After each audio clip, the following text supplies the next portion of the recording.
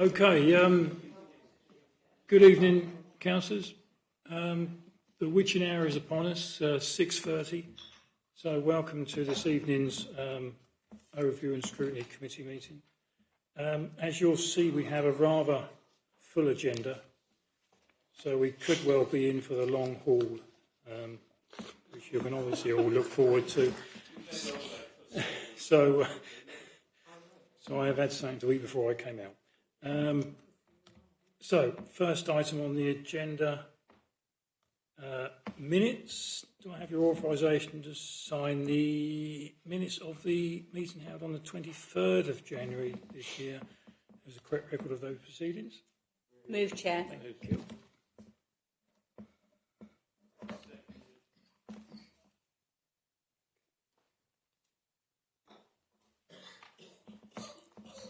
Item 2, apologies and substitutions. We have apologies late from Councillor Maynard, who has 2 abscesses on his teeth.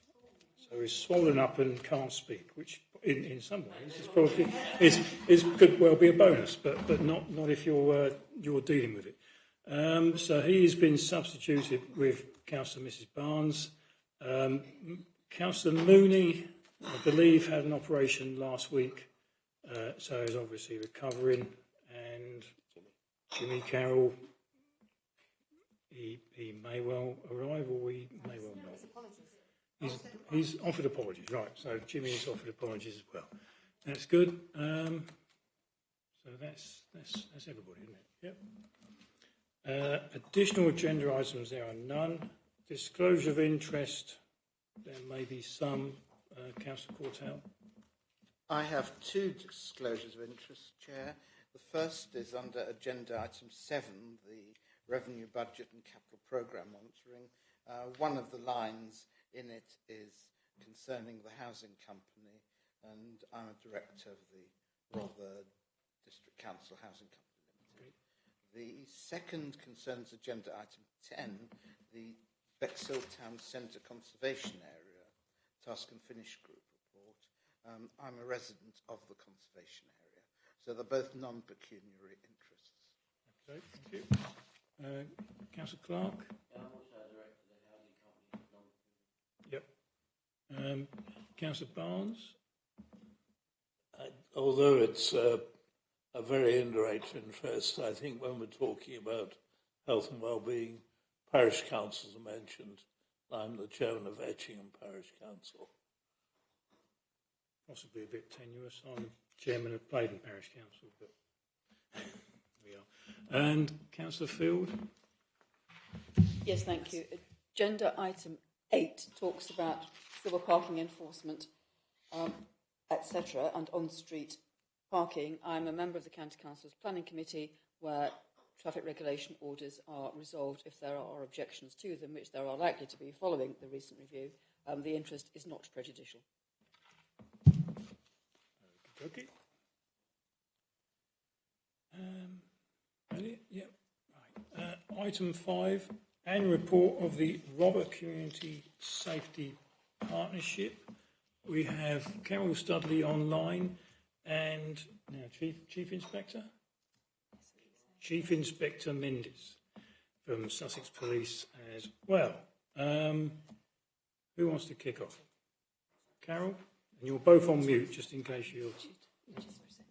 Oh, Richard. I've been told Richard's presenting. So Richard, over to you. Thank you, Chair. This is the annual report of the Rother Community Safety Partnership.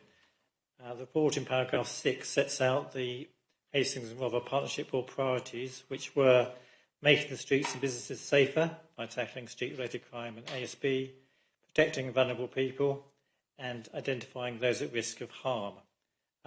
Paragraph 7 then sets out what the Pacific Rother Joint Action Group priorities were for last year, and they were ASB and youth crime, rural crime, and drug-related crime. The Rother JAG meets monthly with officers from various agencies and obviously the police, and every quarter we receive a report on one of those subject areas. In addition to the those specific priorities, we have specific projects with the police and other agencies on domestic abuse, high and medium risk ASB and hate crime, modern slavery, which is Project Discovery, and on road safety. The work plan for 2023 is set out in Appendix D. The report also provides information about crimes reported last year, which Chief Inspector J. Mendes can comment on in more detail if you wish. The report gives some information about the 12 CCTV cameras which we have in the district. These are monitored by the police but maintained by the council. Paragraph 24 in the report lists the projects which were funded last year by the partnership, and paragraph 25 provides information on the work carried out by NES Limited on behalf of the council in relation to environmental offences. Obviously, things never stay the same, and there are new legislation which has come into force, which provided 2 new duties on the council. There is the protect duty, which requires us to ensure buildings and events are protected against acts of terrorism, and there is a duty to have a strategy to reduce serious violence, which we will be working on during the year in conjunction with our councils and the police. I hope the report provides an overview of the work of the Community Safety Partnership, which is really underpinned by the excellent working relationships with the key agencies, and particularly the police. The council is expertly represented on the partnership by Carol Sudley and other officers in the Environmental Health Service. As I said earlier, Chief Inspector J. Mendes is on the line to answer any of your specific questions around crime. Okay, thank you very much, Richard. Well, the question was there. Any questions? Councillor Barnes. Yeah, this covers a very wide area, Chairman, so I may want to ask more than one question. But I was concerned at the rather low level of complaints about shoplifting, and I suspect that reflects a lack of prosecutions. It would be quite interesting to know how many of the cases that were investigated were solved of shoplifting, given the availability of CCTV and other things in stores. I would hope that the solving rate is quite high. Otherwise, it's very difficult to understand why it's a priority for the Safer Rather partnership, but we have a relatively low level, less than 1 a day, of reports. Did you two online hear Councillor Barnes' question? And would you be interested in attempting an answer? Chief Inspector. Chair, I can give you some detail around that. We obviously project to see quite a increase in shoplifting and acquisitive crime because of the cost of living crisis, but the reality is across the force we haven't seen that. I think because of the multi-agency approach to supporting members of our community, there hasn't been such demand on our shops around shoplifting. We've also worked jointly with the council and the Community Safety Partnership around our shop watch and looking to introduce that business crime initiative into the Rother area. So there's been a lot of work around proactively preventing shoplifting. When we talk about solve rates, if we identify a shoplifter, we do tend to charge. I can't determine what that sentence will be at court. The court results are out of my hands, but we do look at providing support now for drug rehabilitation to divert people from crime. So we're not seeing the increase in acquisitive crime that we predicted to see, and I think them figures are reflective of actually the crime rates out there rather than people not reporting. There are certain parts, I don't think it really tends to be so much in Rother, that there is underreporting, but we do tend to have a really good relationship with the business community, and we do identify prolific offenders fairly quick. Thank you. Does that answer your question, Councillor Barnes? I think if later on the figures could be produced, it would be useful. But I'm grateful for the reassurance of that close working and that there hasn't been the lift that happened. My second question is really, oddly enough, to Mr. Parker Harding. I was looking at the enforcement on litter, and a couple of things have struck me. One, I will probably urge that we revisit. But when you actually look at the enforcement agency and the prosecutions, 93% of what is actually prosecuted are cigarette butts, either in a whole or in part. Everything else seems, on the whole, to be relatively low percentages. And that struck me, looking at those figures, as exceedingly odd. I'm not against prosecuting for cigarette butts, but I'd have thought actually that's an extraordinary disproportion of the other cases undertaken by our enforcement people. And I hope they're not going after easy targets, something which always worries me when you're doing that. Beyond that, I am a little worried. I've had cases in Burwash. We've withdrawn the site there, apparently because of breaches, but of course a lot of the breaches took place during the wintry weather when the collections weren't actually all that effective at getting the waste. So I'm a little chary. It'll be interesting to monitor the effect. The immediate effect, I can tell you, is that where we have bins on the street, they're getting filled up with some of the waste which would have gone into the recycling site. So there's an implicit question there, I think, for Mr. Parker Harding as well. I think with the bring sites, I've had one definitely closed in my patch in Peasmarsh, and that was actually requested by the landowner because they had so much contamination. Chap was telling me, the floor manager of the shop was telling me, he sat in his car one day having something to eat, and a van literally turned up with a garden shed and tipped it by the recycling bins. That is not recycling, that is fly tipping, and you can see why it was taken away. And probably the same goes for most of the other sites as well. You could almost sort of question, why do you need to go to a bring site if probably 90% of us have got a recycling bin and a black waste bin? And pretty much, I don't know about the rest of you, but I can get pretty much all of my stuff in there. So, Richard, anything to add?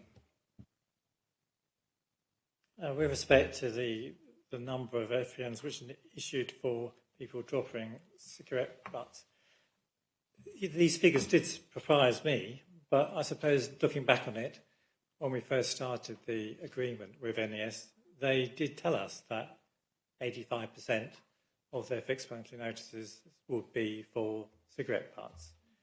And that's because the majority of litter which is dropped is cigarette butts. So what has surprised me is the fact that even though after 6 months of enforcement, that people are still dropping cigarette butts. And I think the problem is we need to get the message out that dropping cigarette butts is antisocial. Someone has to sweep up after it. And that there is an alternative. And that is the alternative is that people have pouches which they put their cigarette butts in the same way that when people walk their dog, they carry bags to clean up after their dog. We need to encourage people who smoke to have pouches to put their cigarette butts in. Was what I'm quite astounded by. The fact is, after 6 months, the number of fines been issued has not reduced, even though there's been lots of publicity about the fact that we are carrying out enforcement. With regard to the recycling centres, I mean, this has been a long-term policy of the council to withdraw the recycling sites because we do provide curbside collection for recyclers, and there's no actual need for recycling sites which are being used as household waste sites which they're not designed for. And the problem we then have is that the recyclers which we then are trying to collect at the sites are contaminated and don't go for recycling. They have to go into the energy from waste plant. So I think we've really come to the point now where we can't operate recycling sites because they are abused and the purpose is no longer what they were originally designed them for, that we can no longer justify. Councillor Clark. Mr. Chairman, a couple of points I wanted to make is fly tipping covers a wide area. You're talking about cigarette butts, but I'll be more interested in or improving the amount of substantial fly tipping that goes on, like builders' waste being tipped from a lorry, and then the officers go through and try and find an address and that sort of thing, and how much that leads to prosecutions. And if we're improving on that over the years, I mean, to me that is, quite crucial. And the second point, I've got quite a lot of acquaintances who work at Ravenside. When we talk about shoplifting, it's hard to get succinct figures because sometimes if it's low value, they might just take them in, warn them, or ban them from the shop, so it won't actually come up on prosecutions that have gone to court and that sort of thing. So, that quite often happens, they just give them a warning and say you're banned from the shop, that sort of thing. So it's hard to get that figure, Thank you. Was there a question to answer there, or was that? No, I understand the police point of perspective. You can't give succinct figures because not every single person who gets their collar felt for thieving is not going to end up in court, and being prosecuted. Yeah. Councillor Courtell.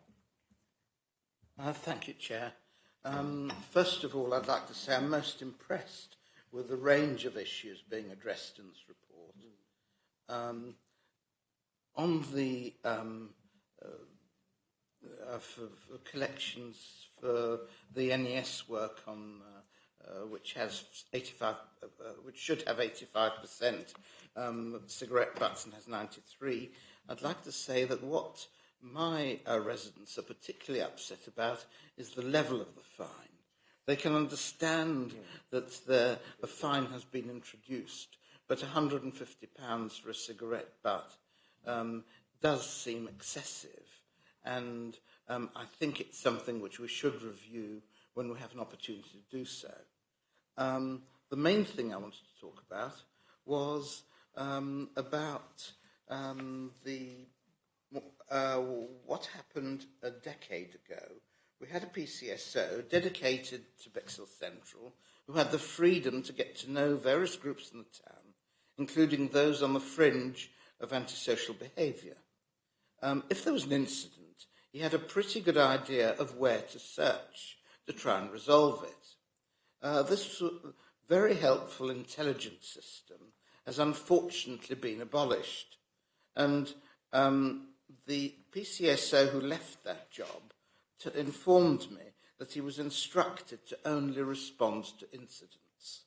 Now, vandalism and graffiti have increased massively in the Bexhill town centre area. And an example is Devonshire Square toilets, where barely after a repair has been undertaken, another act of vandalism takes place. And we have CCTV in Devonshire Square. We also have a PCSO who tells me that he's focused on the Devonshire Square case as well as Edgerton Park. But, Chief Inspector, your team seem unable to identify the regular vandals. Might a return to the previous system of intelligence help to address this? Or do you have another solution? I would assume that the answer would be budgetary. I can also say that many years ago we had a very, very good PCSO in Rye and covering Eastern Rother. He actually now works for Rother District Council and has done for some time. So one organisation's loss is another one's gain. But there it is. Chief Inspector, any answers for Councillor Cortell? Yeah, thank you, Chair. In relation to the question, it is very difficult to identify suspects, and CCTV is all well and good, but as you've probably seen and you know from the news, it's only a matter of putting a hood up or a scarf around your face, and there's that lack of ability to identify. So myself and Carol and my neighbourhood inspectors are working on Operation Flake, which is to try and identify the the perpetrators of these crimes in the Bexhill area. I've invested a lot more time and money in relation to overtime for my PCSOs to patrol. We definitely are not getting the intelligence around who's doing this, and that is potentially because there's multiple people just doing this. These are just acts of vandalism being carried out by people that have no respect for their community, and we're not even identifying whether that's a certain group, a certain age group. So hopefully with the ongoing operation this month, we'll be able to identify those people. In Hastings, we've recently just identified the tags being used for a young man, and there'll be 10 prosecutions or 10 offences prosecuted in relation to that. So I think the difficulties really is that we need the community to support us with contacting the police, and also we need to find more innovative ways of identifying these people. CCTV is just one way, but I'm hoping my patrols, stop searching and stop checks, and working with Carol with the Community Safety Partnership may lead us down that path. Thank you. Right, what have I got? So I've got Councillor Coleman, I've got Councillor Langlands waited and Councillor Bailey. So I'll take Councillor Coleman first. And you. Right. Thank you, Chair. Councillor Coleman. Firstly, on the NES side of things, I think I agree that there needs to be a little bit more proportionality, perhaps, with the fines. Obviously, I know that littering is littering, and it could be argued that it'd be unfair to sort of give different fines to different people. But I'm also conscious that a fine for someone in Sidley on low income has a very different impact to the same fine on someone in, say, Burwash, who has a bit more disposable income. And I also see, it seems to be that the focus, there's not enough differentiation, especially when it comes to fly tipping, between, say, for example, someone putting a cardboard box next to a bring site, or some sort of household rubbish next to a bring site, versus somebody dumping mattresses and household items and building clearance waste in the middle of a sort of lay-by somewhere. And the fine seems to be the same for both of those instances, and there's not enough sort of stagnation between different kinds of fly tipping, different kinds of littering. I would also maybe, when we look to review this, think about considering things like, for smaller littering offences, if someone does apologise and pick up their litter, whether enforcement officers are asked to look a little bit more kindly on that, because I know there has been some situations that I've had reported where a resident absent-mindedly dropped some litter, realised the enforcement officer was there, went to pick it up, but they still got fined anyway. And I'm not sure whether that's teaching the lesson that we're trying to teach, when actually just seeing the enforcement officer and realising, oh, I shouldn't have done that, may have already given them that lesson. So those are things that I wanted to comment on in the NES side of things. In terms of the police and crime side of things, I have to say, actually, compared to a few years ago, in Sidley, the police presence has got better, the PCSO presence has got better. I also think, and I'd be interested to see some stats on how the skate park and BMX track has affected sort of low-level crimes in Sidley, but there has been a noticeable reduction in the amount of contacts I get about sort of low-level crimes and sort of vandalism in Sidley. That said, there has also still been quite a lot of vandalism and low-level stuff in Sidley. Car windows being smashed in, eggings of cars and houses and things like that.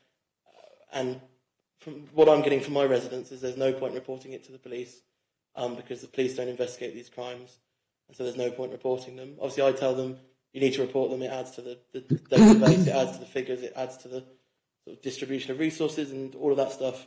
But nonetheless, there does need to be that. There does need to be a solution to that somehow. I feel, because it's currently seems to be the one thing that you mention crime to my residents, and they say, when are we going to tackle this sort of antisocial behaviour? That said, it has got better noticeably from a few years ago when it was a lot worse. So I don't know what the Chief Inspector's views are on that. Thank you, Chair. Yeah, I answer, Chief Inspector, on that one. Did you get the question? Yeah, so I did. I mean, it's really positive for us now that we have an engagement tracker. So, I mean, I can give you just an example. So, in the last 6 months, between the 6th of the 9th, 22 and the 4th of the 3rd, we've recorded 10,569 positive engagements with members of the public. We've undertaken 2,303 dedicated patrols in the Rother area, and we've spent an average of 33 minutes on each patrol. And I can also break down these patrols now, this activity, to each area. It's a real good point that, you know, if we don't get the reports from the community, we can't target those areas, and I do totally appreciate that when members of the public do phone the police, if the threat, risk and harm isn't present at the time, the likelihood of getting a response is very low, and potentially that will come through to our neighbourhood teams and be, gathered, that information, and then looked at a wider picture. And that's kind of the message we need to get out to the public, that you need to report, because then we can identify hotspot areas, we can look at problem solving files and work with a community safety partnership around such things like skate park. I think Carol wanted to come in on that as well. Yeah, just to say that if there are low-level issues, if there is vandalism, if there is concern about people hanging about, if there's criminal damage, all of those things will then be looked at on a geographical basis if we get the reports. So we then have had a number of operations with the police and other partner agencies to address antisocial behaviour, low-level offences in geographical areas, and we do put resources in that to great effect, and we can identify who's involved and actually then work in a very holistic way to deal with it. In terms of the skate park, there has been a good working relationship with Rebecca Rowan and others around any issues that are raised by users of the skate park and residents around the skate park in Sidley. There's also been great support from the organisations that run training sessions there as well. The partnership paid for some of the lighting, and we monitor, along with police colleagues, any issues that arise there. I have to say it's a well-used resource with largely well-behaved people and very few complaints coming through. So from that point of view, it's very much a success in terms of the community safety element of it. However, any issues that are raised are dealt with as quickly as possible. And that was one of the things that Chief Inspector Mendes brought in when he first joined us, was actually engagement with his officers, with people using the skate park when there were issues that were raised. And that's been very successful, and I'm sure that'll happen again. But nothing at the moment of concern, or has been for some months, connected to the skate park. Thank you. Councillor Coleman, you want to come back? Yeah, no, just to clarify, when I mentioned the skate park, I was mentioning it in a positive sense. I've noticed, and I've had reports that it's lessened the amount of crime and antisocial behaviour in the area, and actually those users have been mostly very well behaved. I've had a lot of people come to me and said they were actually quite surprised by, they took their grandchildren along, for example, and the young skate park users were very kind and friendly and helped them, showed them the way, and so I think it's actually a great success story, that project, rather than what I guess some residents may have had concerns about, which is that it could have been sort of a magnet for antisocial behaviour, but it's so far proven to be the opposite, which is great. Thank you, Chair. Right, better get on. Councillor Mrs. Williams.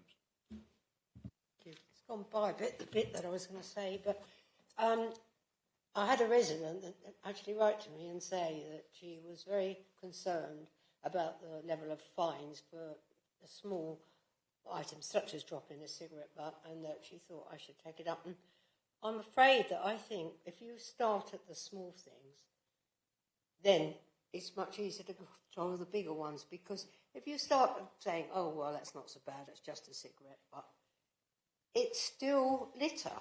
And my response to her, I'm afraid, was, you know, if you don't want to get a fine, don't drop any litter. And I'm afraid that's the message we have to send out, because if you don't, if you start saying, oh, well, yes, you really can't afford that fine, even if you're setting a rock for your own back, you've either got to have something, you're going to say it's an offence to drop litter, you will be fined if you do, and stick to it, whatever that litter is. Thank you.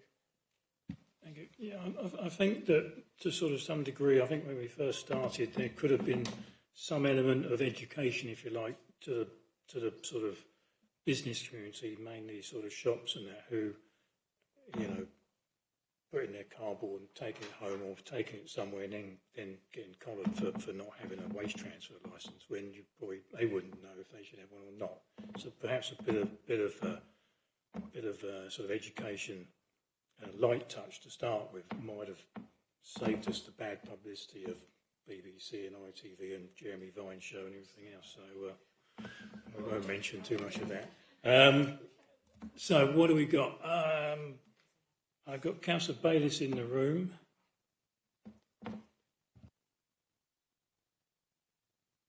Right, thank you very much, and thank you for this extensive report. I'm speaking obviously as councillor for Central Ward in Bexhill, where we do have quite a problem with antisocial behaviour and drug dealing. I have to say, over the 4 years that I've been a councillor for Central Ward, the interaction and working together with the police, you know, has improved markedly.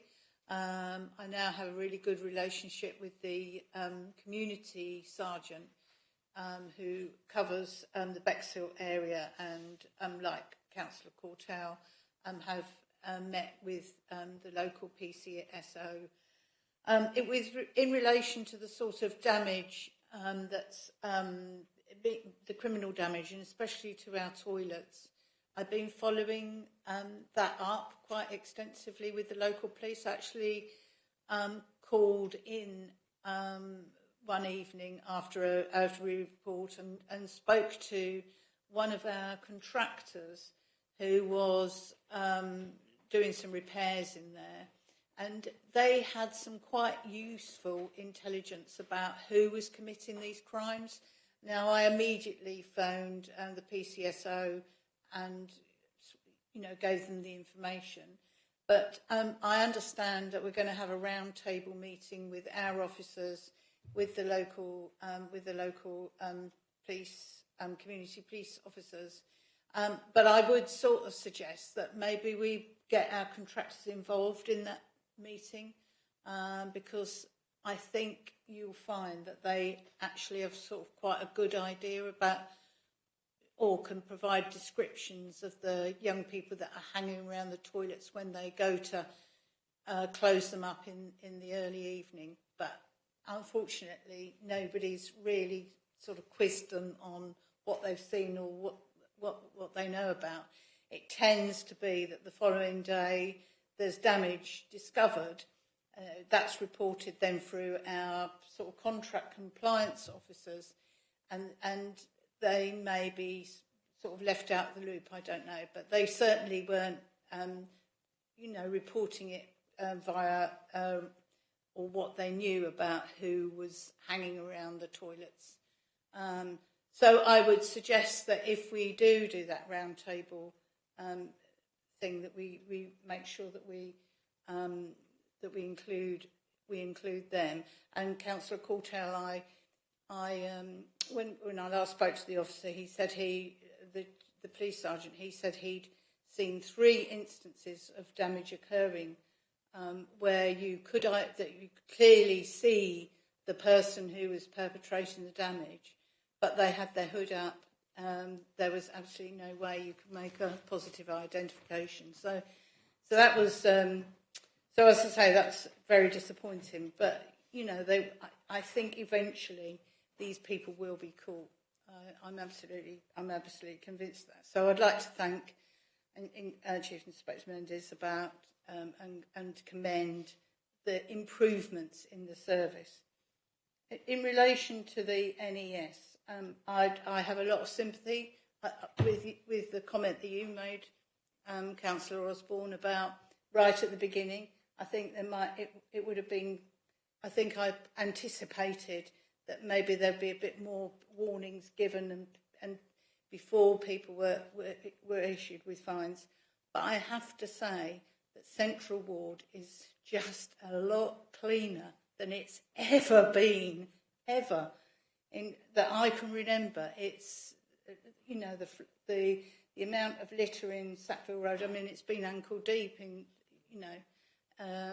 So, you know, I think it's working, but it just needs sort of, I think, a lot of publicity about what you can and you can't do. I mean, for example, on the fly tipping by businesses, we've now got a brand new page up on the website for new businesses, because I had a couple of new businesses who got fined for fly tipping because they didn't understand the regulations around waste, getting waste contractor, all of that stuff. So we've now actually got a new page on the website, which there's social media pointers to it, saying if you run a business in Rother, these are the things you need to have your records. You need to cut them 2 years. Blah blah blah. You can't put cardboard boxes in litter bins, etc., etc. So I think that we can do some tweaking. We can maybe look at it in a sort of a bit more in depth. But generally, on the whole, I think it's been a really big improvement. Really big improvement. Good. Right, I've got two online. So, Councillor Langlands, please. Thank you, Chair. Thank you. I think I will be directing this question to Chief Inspector Mendes, if that's okay, because it's just about a bit of clarity, really, for paragraph 18 with the domestic violence and crime. And I see we've got 934 reports. Can you clarify for me the 577 domestic violence incidents? What's the difference between those and the actual crime? What are we talking about here? So domestic violence obviously covers a number of different crimes. So you have your assaults, stalking, harassment, malicious communications. So anything with a domestic marker, it may not be actual domestic violence. Right. But it might be domestic abuse. So the overall is domestic abuse marker, but right. Then that's broken down into domestic violence, where there's physical violence, emotional violence, harassment and stalking, malicious communications. So there's all those different aspects of that crime, but they will have that domestic marker with them. Oh, I see. Right, I understand that. Thank you. Because I mean, I am a little concerned in 18 that there's been a significant increase in the more complex cases in Rother. Up by 24%. That's quite a considerable increase. So, I mean, what I can't see, which would be really useful, I think, is what your case disposal decisions are. How do they? How do you resolve these? So, to give you a bit of an understanding on that disparity, we never used to crime stalking and harassment. So you could have a domestic abuse situation where you had an assault, but actually the history would say that person's been coercively controlled or stalked in the past. So we now crime both instances. So you will have a crime for, say, common assault ABH against a victim, and also coercive controlling behaviour or stalking. So that's why you've got the increase in crime, because what we are doing is we're trying to find ways of keeping people safe. And what we didn't appreciate, I think, historically, was actually domestic abuse is much more complicated. So we've got civil orders, we've got civil injunctions. We can use many more powers, especially when you've got no real offence, but you've got controlling coercive person who's just ruined the victim's life. So, you could have what was a non-crime domestic, which is now a coercive controlling incident, where 2 years ago that would have just been non-crime domestic with no action. I see. And are we getting to grips with these new, quite critical cases that are coming along? These, the increase of the 24%. Of the more complex cases. So are we sort of managing to get a grip of those and safeguard the people, the victims, basically? Yeah, I mean, I would say I'm a detective. I come from a detective background, so we are 100% invested in finding ways to protect our victims, whether they're from, protection orders, bail conditions. We have a really low rate of outstanding arrests for domestic abuse. At the moment, there's only 13 outstanding arrests for domestic abuse. Most of them are suspects that are not in this area, so our intelligence units are looking for them out of force area, but we always take positive action. And just give you a quick example, if you attend a domestic incident, if an officer of mine attends a domestic incident and there's a power of arrest and they don't arrest, they have to go to the duty commander, the inspector, to get authority not to arrest. So in some cases where they may be very vulnerable, like a child has hurt their parent, but they're vulnerable, they might go and say, we're going to take him to a safe place. But the policy is that you have to justify why you haven't taken positive action. So we are very stringent with our positive approach around domestic abuse. Thank you. Thank you for that. That's very helpful. Thank you. Thank you, Chair. Thank you. Councillor Stevens, I believe. Yes, thank you. Apologies for not putting my camera on. I've got COVID and I don't look very good. Okay, the reason I've come in on this is because I went to the Rye Town AGM last Monday, and the residents of Rye are really upset and disappointed on the approach of the litter wardens. I do agree with Councillor Bayliss that maybe where the shopkeepers were concerned, maybe warnings could have been given first, because, Rye, they do look after the places, and Rye's quite a conscientious, tidy place. I do agree with we want a nice, clean place to live in, but I do think they're being a little bullying, to say, in their tactics. I think they should be a little bit more sensitive to the people there, maybe warnings and a different approach, maybe a little bit more softer. Thank you very much. Thank you. I'm aware we've been going for 3/4 of an hour now, and we've still got quite a number of things. So if you've got a succinct point, Councillor Cortell, I don't want anything sort of area specific, in your warding. Just. Yes, this is a general point. I strongly disagree with Councillor Earl Williams concerning her view that everybody should be fined, regardless of how affluent they are or how poor they are.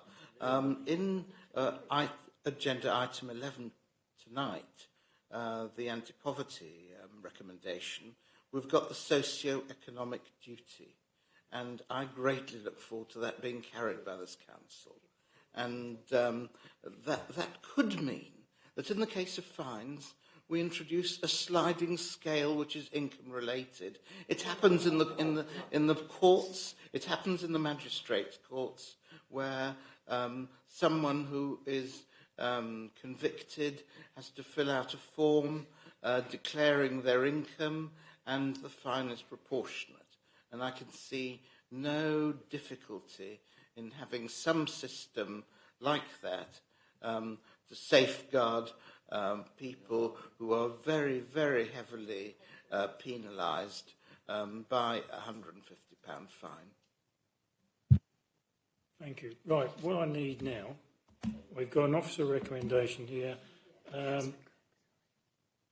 Councillor Cook. Thank you very much. I'd like to thank everybody for this excellent report. I find it very interesting reading. Very interested in Councillor Langland's comments about domestic violence, which I'm going to follow up actually outside of this meeting. I'd like to thank everybody, and I'd like to move that we resolve as the recommendations. Thank you very much. So that is Officer 1, Overview of Scrutiny Committee, making recommendations arising from the report to the Chair of the Safer Road Partnership for consideration. So I'm assuming Carol's been listening to that and can pass any of their points on.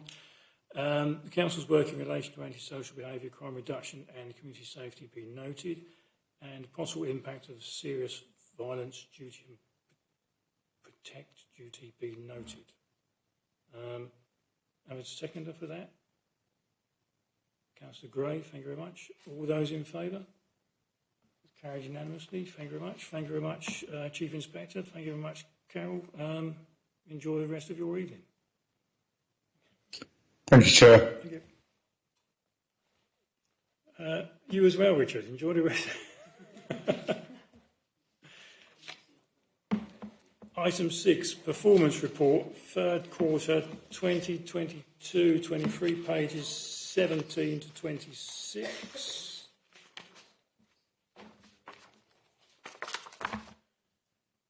What do we got here? Purpose of the report, monitor delivery of the Council's key performance. Is that the one? Yep. Yep.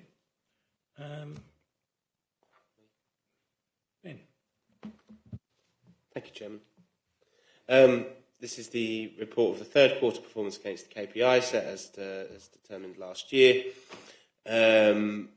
Obviously, I think in comparison to previous quarter reports, got a few more green ticks, which is always a nice positive thing to see. We're obviously still seeing certain areas not fall in line with the targets where we'd anticipated. I think in the area of housing communities, the overall number of households in temporary accommodation and the number of households appearing on the housing register, I think in both cases, well, particularly the households in temporary accommodation, that's a demand-driven target, if you like. So we have a target, but I think where we, as we've sort of discussed in previous meetings, where we want to be focusing our energies on is on both the quality of the temporary accommodation, the cost of the temporary accommodation, and the length and duration of which families have to stay in temporary accommodation, all of which we are working to drive down. So the overall number of households in temporary accommodation is going up. That's obviously a good indicator of, well, I say good indicator of the current housing situation that we are facing at the moment. It does seem to be stabilising a little around the 130 area, which is promising and therefore not too bad. But the growing number of people on the housing register, obviously, it means we've got more people requiring homes than those who are getting them. As we go down the list, just looking at the other targets, the waste collection. Again, I've been reassured by Deborah Keneally, our head of neighbourhood services, that particularly the quarter 1 and the quarter 2 results, the quarter 2 result and the quarter 3 result, which we anticipate will still be quite low as well, is normally a result of the lack of garden waste. So quarter 1 is where you get your big hike in garden waste, and sort of the end of quarter 4 when you're sort of looking at sort of March time as people start to cut back in preparation. So which goes towards our overall recycling, which is still down on where we would like it to be. In terms of planning processing, still not close to where we are seeking to be in terms of the targets, but we are moving consistently in the right direction. This is an indication, I think this is a good indicator of the overall improvements that have been made in the planning service over the last year. obviously members can receive the monthly planning updates, which give the overall numbers of applications held, which is now pretty steady, down in the low 300s in comparison to the 800 something we had about 18 months ago. So I think that knock-on effect of the determination times is significantly improving as well. So we've put that in a little orange triangle to show that it's, whilst we're not there yet, we are working towards that and making steady improvements. Other than that, I'm happy to take any questions, Chairman. Thank you. Would it be, I know the target we have for houses, people in temporary accommodation is 60, which is sort of almost an impossible target to reach at the moment. I'm sort of loath to increase it because it looks like you've given up almost, doesn't it? But would we be better off saying the amount of time that people spend in a temporary accommodation, and would that be a better driver? That, you know, if we got people in temporary accommodation for 10 to 12 weeks, is that better than being in it for 24 to 26 weeks? You know what I mean? And then they come out of it and go into proper accommodation, if you like. Would that be a better? Yeah, no, I absolutely agree, and I think we've long recognised that there are weaknesses in the current KPI set. I think the new KPI set focuses on cost of temporary accommodation, which is obviously something that we have much more control over. I think in terms of the overall average number of households in temporary accommodation, the average length of time that they stay in temporary accommodation, I think that's something that we'll probably be looking to report annually within the state of the district around the housing area. I think it's an important point. I mean, it's important that we keep a monitor on the numbers of people, because if we start seeing sharp increases in the numbers of people in temporary accommodation, then that's a real warning to us that there's either a problem with the housing market or people's ability to pay rent, and therefore we need to intervene and take action. I think if those sorts of things come to the fore, then obviously we'll be bringing that to the attention of both the portfolio holder and this committee. What I would say is that in the new set of KPIs, we focus on the cost, but I think those bits fit nicely into the state of the district report, which will be reported annually. Yeah, I think it is really useful, and it does share, as anybody looking at this, as a stark reminder that, you know, we've got a target of 60, and that is, it's not drastically gone up. It's a lot more than 60, but then it's almost an unrealistic target. But yeah, we're always looking around about the 130-ish for a mark. The amount of, is that people or families? That is households. That's households. So that could be, you know, if each of those were mum and dad and a baby, that's 450 people. Yeah. Which is, you know, a lot of hike as well. What have I got? I'll go Councillor Clark first, because you used to be a housing man. Thank you, Chairman. Well, in the first year of the council, I had the housing portfolio, and I'm sure at some stage there were figures in for how long people on average were staying in temporary accommodation. I'm sure we had that in the early days. And it's pretty complex, though, because when we went into it, the people in temporary accommodation, depending on whether it's a large family or an individual, trying to get the fit for what was suitable for them to move them out is not always black and white. So you have to do that. But what is certainly true is a temporary accommodation, the damn sight cheaper than when we used to pay £2,000 a month to put them into a taffy hotel in St Leonard's, and they were staying there for 3 months, which was costing us £6,000. So, temporary accommodation has certainly helped, not having to outsource the private sector. But there are reasons why some people are longer in temporary accommodation than others, according to their circumstances. Yeah, good point. Councillor Cortell. Thank you, Chair. I'm very concerned about the target of 60 for a number of households in temporary accommodation. I think with an average of 133 over the past 3 quarters, to bring it down to 60 is not just unachievable, but I think it's absurd. And I think that the person responsible for that target, the head of Service for Housing and Communities, is being set up to fail. And I propose that we recommend that this target be reviewed, and I'm proposing an alternative figure of 110, which would be challenging. It would be a decrease, but at least it's not quite as absurd as 60. I'd also like to ask Mr. Hook how he proposes to drive down the number in temporary accommodation, which he mentioned during his statement. I think that's probably an impossible answer, to be honest. I think that what we've done, I think historically, over the years that I've been chairman, the target has always been around about the 60.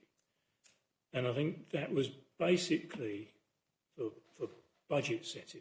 I think that's the question, or that's the answer I always got from the Treasury Department, was we need a target, because you know, years before we used to have 45 people in temporary, and it looked like you was almost going out bashing doors down to get more people into temporary accommodation because that was their target. But that wasn't the case. Their target was 60 because it was, you know, a budget setting thing, so the Treasurer had something to work on. If we got 60 people in, this is going to cost this much. I'll put that much in the budget. Obviously, we need to add more in, and the previous head of finance has said, even with the expense that's been taken in buying more accommodation, the cost of temporary accommodation is still increasing, and the budget has gone, I think, from 250 to 500 to 600,000, whatever. And that's including the investment we've made.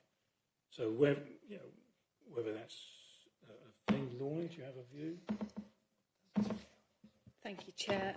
I think we can all agree this isn't the best measure. You know, this shouldn't really be a part of our KPIs. Obviously, it has a link to the budget, and in the budget we do monitor this. And as an SLT, as a senior leadership team, we are monitoring the costs of temporary accommodation. I think this is one of those figures that we need to keep an eye on. It's really important that we monitor it. But setting a target just doesn't work. You know, there's so many external factors that, you know, there's some that we can control. We can increase the supply of temporary accommodation. That takes time. We can increase the number of homes being built in the district. That also takes time. So to look at this on a quarterly basis and kind of look at this as a performance indicator, I think we've concluded it isn't right. And Ben's absolutely right. We'll keep focusing on the cost of accommodation and the prevention. And I think it is the prevention one that is the true measure of the council's performance.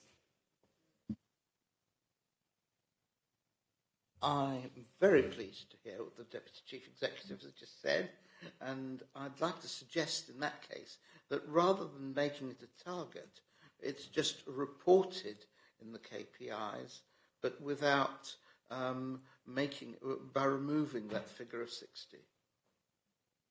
I think that's a good point, to be honest. I know, I'm pretty sure that the target is as a budgetary thing for the Treasurer's Department, but I think, you know, Joe and his team work extremely well and extremely hard, and you can almost see if it's an impossible target to get to 60. So, you know, we're not labelling them as failures.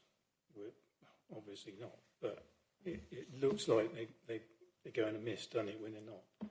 There's not anything that they can do about it, to be honest, but work as well as they do. Councillor Barnes. Yes, Chairman, I've always been against setting targets in areas which you can't control. That doesn't mean you shouldn't measure. And indeed, this area deserves a very high priority. The only danger of removing a target is you may remove your gaze altogether, and that is very worrying from the budgetary point of view. This is not merely a major problem for those who are made homeless, but it is a major headache for our people devising the budget, because we have considerable obligations in that field that are financial, and it's a very major factor in some of the deficits that suddenly occur if there's a change in those figures. I almost feel that this is one part of our housing strategy that we ought to revisit and take a long, hard look to see if there's anything more we can do. Under Councillor Clark's leadership, we did actually start to buy houses, and that, I think, has paid off as a scheme. I'm wondering myself whether we couldn't lease some of the properties occupied by people who actually have more space than they need. I've long thought that if they budded up with somebody else, you'd end the loneliness problem, make a house available. They want the house to be inherited, so they don't want to sell it. They don't necessarily want to downsize and remove a capital asset.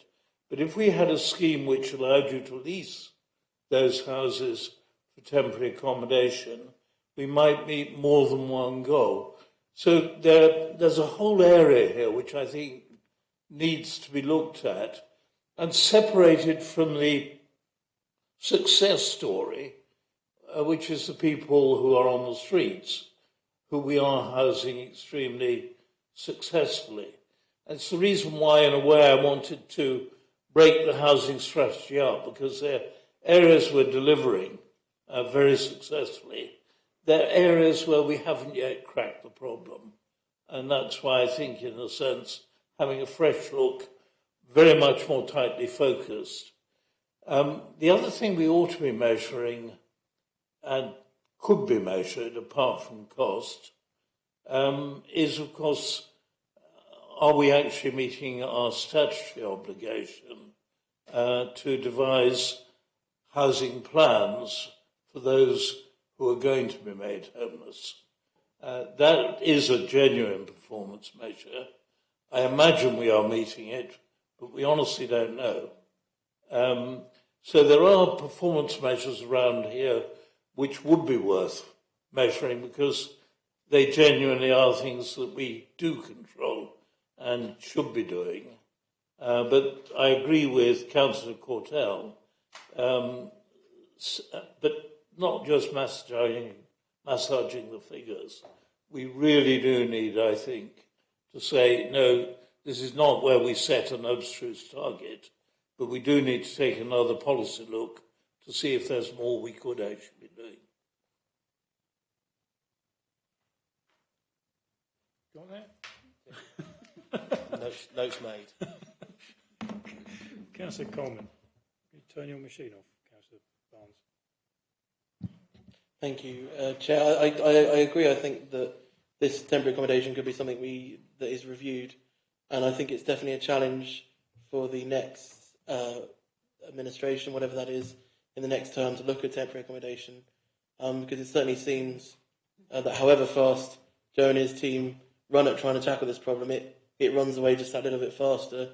And I think one of the things is there's a big difference between in-area temporary accommodation and out-of-area temporary accommodation as to how much it affects residents. And I know, we've done a good job so far of trying to source those properties, and I know how hard it is and how expensive that is. But still, I know of residents in my ward who quite recently were put into temporary accommodation, and they're currently over in Eastbourne and other areas because there just aren't the places in area. And the difference between being in temporary accommodation just down the road, where you can still go to your same job and your kids can go to the same nurseries and the same schools, and your life is relatively stable until you can find another property, is very different to being moved out of area, where you might have to find a new job, a new nursery, etc. And that can be a completely different sort of experience. So I really think the next administration needs to tackle that. And how we monitor that in the KPIs, I'm not quite sure.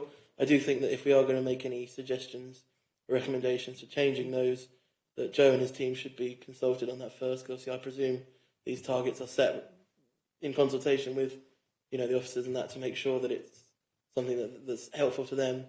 And I wouldn't want us to run roughshod over that and accidentally lose something that's important to monitor. But I think it's definitely going to be something that should be a focus of the next administration, whoever they are. Lorna, you had something come up at Cabinet last time, didn't you? Yeah, we have agreed the KPIs for next year, but I think some of the ideas have come out from yourself, Councillor Coleman and Councillor Barnes. We can pick up in the corporate plan. These are the sorts of policy directions that we can set out there, and obviously we've got lower level policies that will deliver them. So it's this kind of discussion I think we do need to pick up when we start to think about what needs to change about our corporate plan. I've got a tentative Councillor Gray. Thank you, Chair. I was actually going to change the subject, so I don't know if other people want to talk about this subject. I wanted to ask Ben about recycling. Ben, I know I've asked you this question before, but 54% seems to me desperately low, and we don't even meet it. I know other authorities do better than us. Is there any way we can up our rate? I think what we're looking to try and do here now is sort of take that longer term view. Particularly, obviously, we've been shutting down the bring sites. That will feed through eventually once we start getting those numbers in. As I said, the garden waste bit does make a material impact in it. I think what we'll be looking to do is sort of work really closely with our waste collector as soon as we start introducing, in the March 25 introduction of food waste and how we go about doing that. Once we get better clarity about how, how recycling is to be collected, is it going to be, single source collection like we've got at the moment, or is it, lots of different boxes, lots of different bags, that sort of thing. And I think once we've got a better idea of how that collection service needs to run post 2025, I think gives us a much better idea then about how we can work with BIFA as our waste collection service or whoever comes in after them to really drive up those rates and encourage people to recycle more and leave less in their residual waste. And we've spoken briefly with them about it. They're doing some trial runs. It's a real focus for them now as well about driving down their own costs as cost controls for waste collection companies become more pertinent with the increasing rising cost, inflation and wages and so on, to drive down the amount they're having to collect as well. So it's now in their benefit, it's now to their benefit going into the future to drive down how much they are collecting, particularly in the residual waste as well. So I think it's in everybody's benefit that we get those numbers up. I think they will go up once food collection comes into play. It's just that's a bit of a longer term strategy at the moment. I think what you could almost say that this whole waste hierarchy is to my mind, the fault of successive governments who have let local authorities do their own thing, which doesn't work. If government told the whole country, you're going to collect that, and that, you're going to remove that, you're going to have this, you're going to have this, the collection companies would know what sort of vehicles they need. The waste, the people who deal with it could make the investment in a bio plant or a plastic plant, or a tin plant, or aluminium or whatever. They could make the investment because they know they've got the whole country. Doesn't matter where the stuff comes from. The whole country are taking it to them, and what you've got is companies needing to spend multi-millions of pounds on a waste recycling, sorting department of a building, but they only work to whoever councils around them are collecting. And if it was nationwide, they could build that same plant in different locations all over the country, all replicated exactly the same, and the wagons would go in there, tip it up, and everything would be sorted out, and it wouldn't matter if it come from Milton Keynes, Robert Hastings, flipping Murray Forth. It would not matter because the plant would be the same, vehicles would be the same, and the expectation would be the same. But there you go. That's governments. Hopeless. Right, I don't care if anybody's watching from government. I'm really not. Councillor Clark. A very quick point on housing. When it was my portfolio, I used the Freedom of Information Act for housing associations to find out about accommodation they had. And one of the figures I got was that 20% of all their stock is under-occupied or occupied by one person. So where we have this problem of improving social housing, you certainly need things like more warden care blocks with wardens and one-bedroom accommodation, because much as it's a problem for us and our elderly, the people who are living in these properties, they're actually blocking them being let out to families. And we have to have an offer for them people that's attractive to them to make them want to move out. So unless we've got a substantial amount of one-bedroom flats or warden care accommodation, they're going to stay there till the bitter end, you know. And that is a problem, 20%. Yes, I think this is why my suggestion was to have a quick task and finish group, very tightly focused on these families who are made homeless and find it very difficult to find accommodation. There may be some imaginative solutions around, but this is not a matter of KPIs. This is really a matter of trying to find a solution to a problem which is actually going to be fairly massive in budgetary terms as well, given the very tight financial situation the next council is going to face. So I think a recommendation to the new Overview and Scrutiny Committee would be a useful one to make. On a slightly different but related tack, I think we are somewhat unambitious on affordable homes, given the way that Homes England has now structured its grant system for registered providers.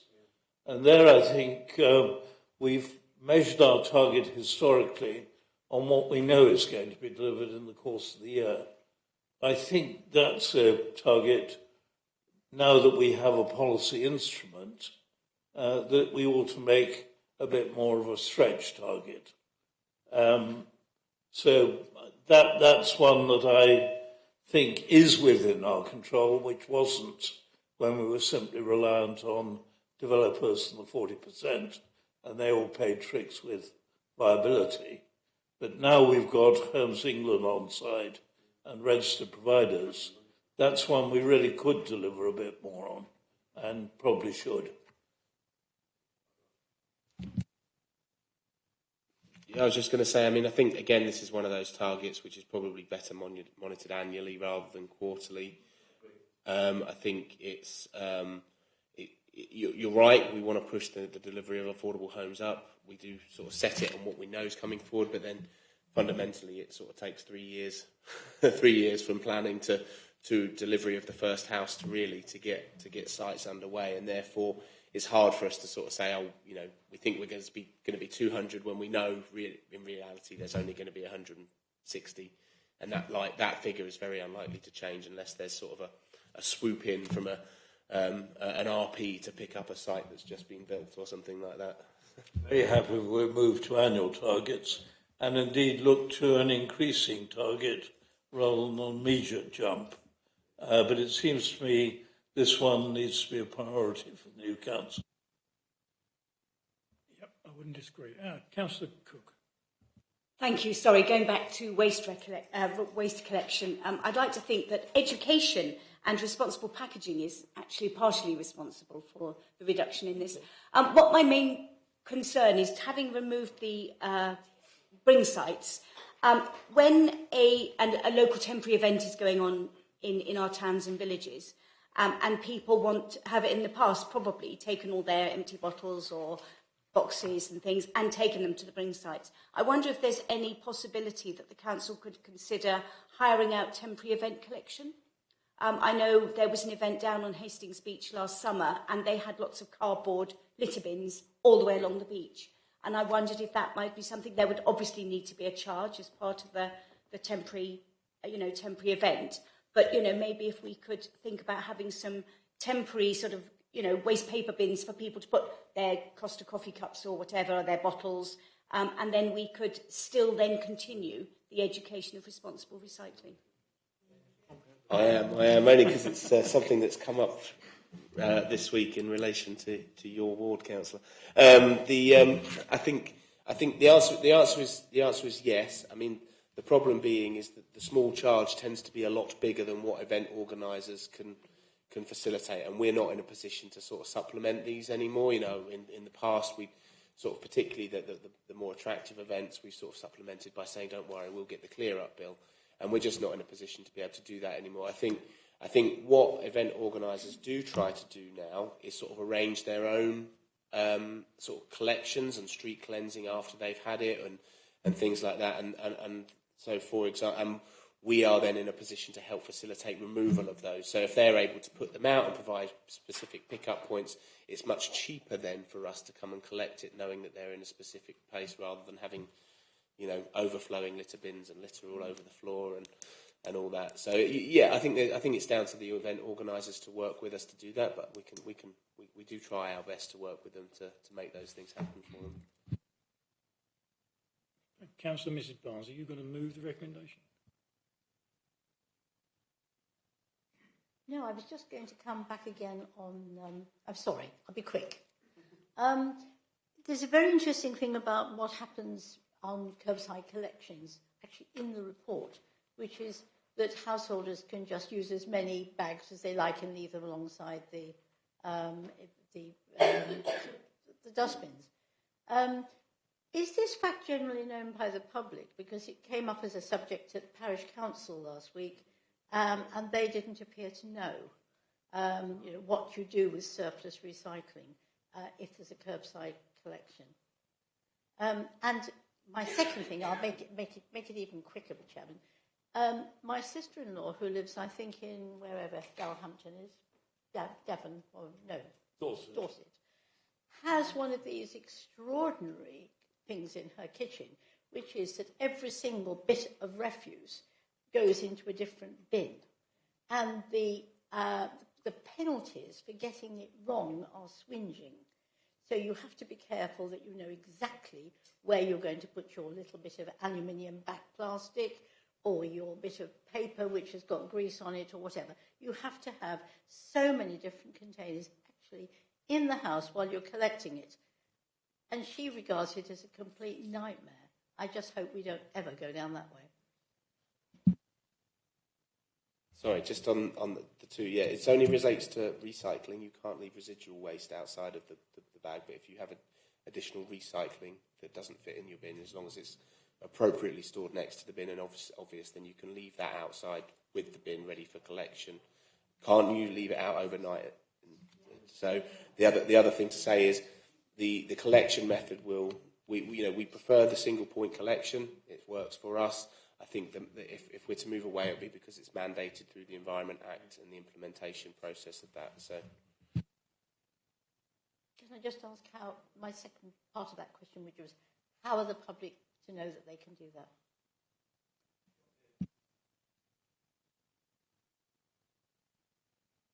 Would it not be a good idea to put it out on My Alerts or something like that? I will talk with the relevant head of service about how we might do that and make members of the public more aware.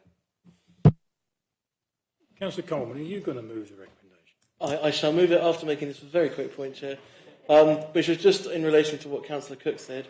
I am aware that obviously we've got the coronation coming up soon, and so there is likely to be a lot of small temporary events, street parties and the like, perhaps.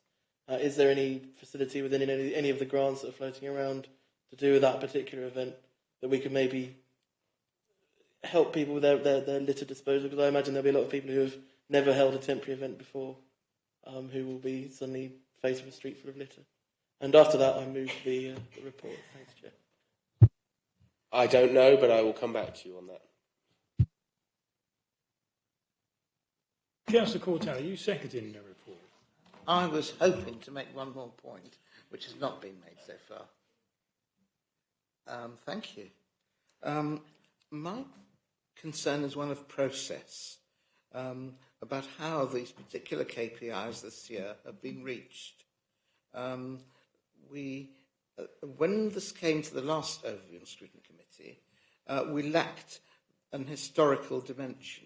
Now we've got quarters 1, 2 and 3, so we can see what's going on, and we can measure the relationship between performance and targets. I got the impression that this would be produced before the last cabinet meeting, and sadly this didn't happen. And I asked the cabinet to postpone the decision until their next meeting, so that the comparative data would be available. Unfortunately, that was not taken up. Cabinet rubber stamped this without the supporting data. I just feel that this is a very poor way of making decisions, and I hope that it doesn't happen in the future. So this is the third quarter reporting for the existing KPIs. The report you're referring to was for the KPIs for 23-24. These were set out. These KPIs were set after a debate at Overview and Scrutiny in February last year, and then approved by Cabinet in that same year, ready for the start of the April monitoring. So this set of KPIs was sort of agreed and set 14 months ago. The one you're talking about was a different agenda item under the KPIs for next financial year, which will be considered in the quarter 1 reporting, which usually comes out in September. Apology.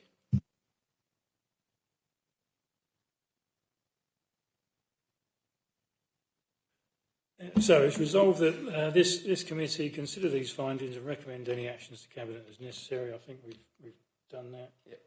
We've done that. We've done that. So it's been moved. Yeah. Well, I think Councillor Coleman and seconded by Councillor Courtown. All those in favour? That's carried. Thank you very much. Right. We'll move on. Right. What have we got? Oh. Item 7, Revenue Budget Capital Programme Monitoring, as at quarter 3, pages 27 to 36. And I think Duncan is online. Yep. Good evening, Chair. Good evening, members.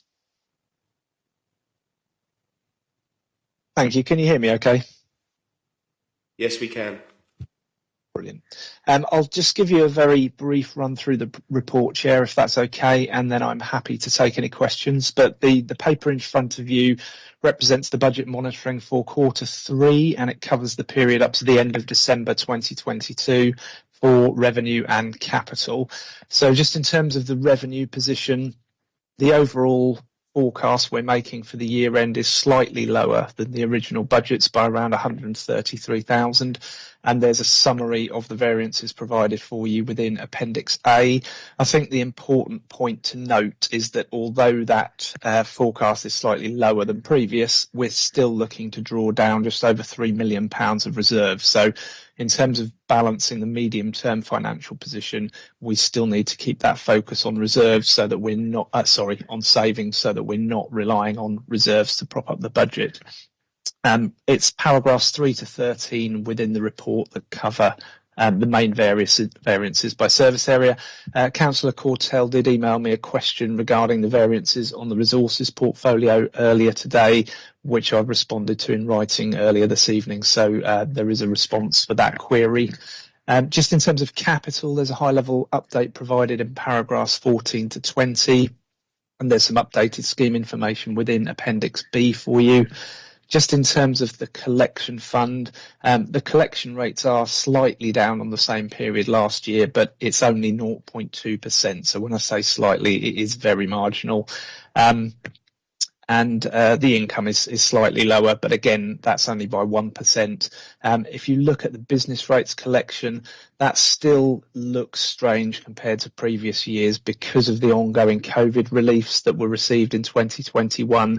But the important thing to note and take away from that is that the collection rates remain close to where we were at pre-lockdown levels, so that's positive. So just in conclusion, Chair, The overall outturn is expected to be in line with original budget projections, which assumed a drawdown of £3 million from reserves. I've already mentioned it's important for us to keep working on the savings and to look at that future year position so that we can become more sustainable over the medium term. And I'm happy to take any questions. Thank you. Thank you very much. Councillor Cortell, you're happy with the answers you received? I've got them on my machine here. I simply asked for the breakdown of the £797,000 deficit in resources, and I've received a detailed response. So many thanks, Mr. Ellis. Thank you. Anybody else? Councillor Barnes? Yes, I've got one or two areas I just wanted to query. Paragraph 10, obviously, it's nice that we've got little change here, but that's also slightly worrying because we really are missing £500,000 of savings. What I'd like to ask is this actually because we haven't identified schemes, or are these schemes that haven't delivered? Because the two are rather different. And I'll come to the capital programme in a moment, if I may, but that's the only one I have on revenue. Are you happy with that one? Duncan, you've got an answer for it? Yes, absolutely. Thank you, Councillor Barnes. I think the important thing to note is it's a bit of a mix of both in terms of the issues you've raised. I think in previous meetings that I've either attended or watched the recordings of, there's been various discussions around savings. And I think what we are looking to do as officers with members over the coming months is to make sure that in terms of any savings that are identified, we are clear in terms of where they're going to come from. So I know that there has been some work done on the savings for the current year in terms of devolution, for example, where there are detailed savings and analysis that has been done and how those can be achieved. I'm also aware, though, that there has been a balance in terms of the financial stability programme in terms of a target to achieve that needs more work to actually identify where those savings are going to be delivered from. But Lorna has led with the service planning and the revitalised process in terms of pulling those together, and part of that process has been asking to officers to identify savings over the next few years. So there will be a paper coming forward in terms of where we expect those savings to be delivered, because it's, from my perspective as your new 151 officer, it's not really sustainable to just have a target where we're not clear where those savings are going to be delivered from. So that's the important part of the next steps of the work. So it's a bit of a mix in terms of the point you've raised, but hopefully that helps. Thank you. And your second point, Councillor Barnes, was?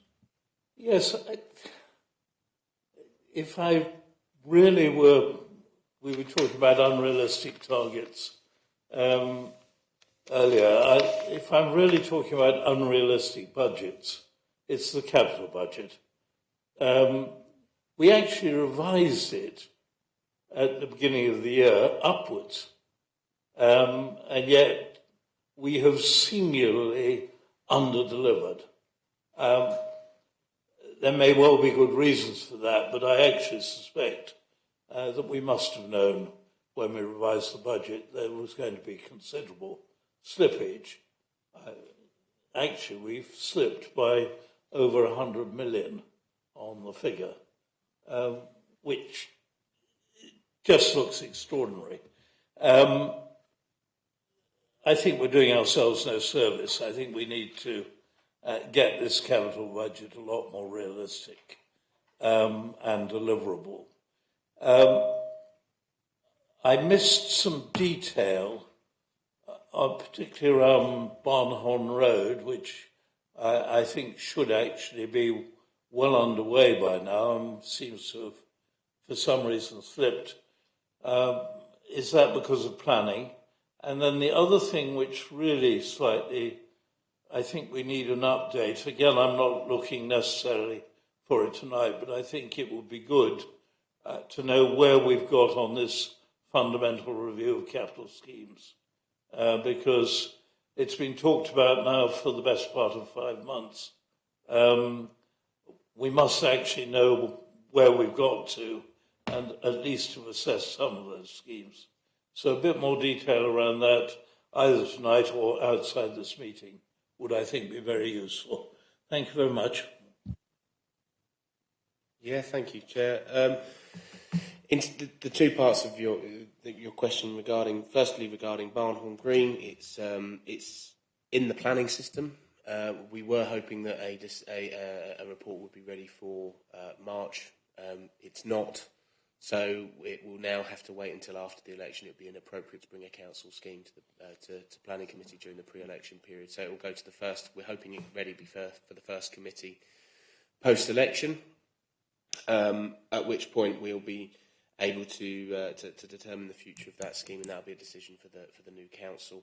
In terms of the fundamental review of the capital schemes, there's been a high-level review of all of them undertaken as part of the request from Audit and Standards Committee, and as part of the report that is going back there next week. I think there's an appendix as part of one of those reports that outlines just where we are on some of those scheme reviews.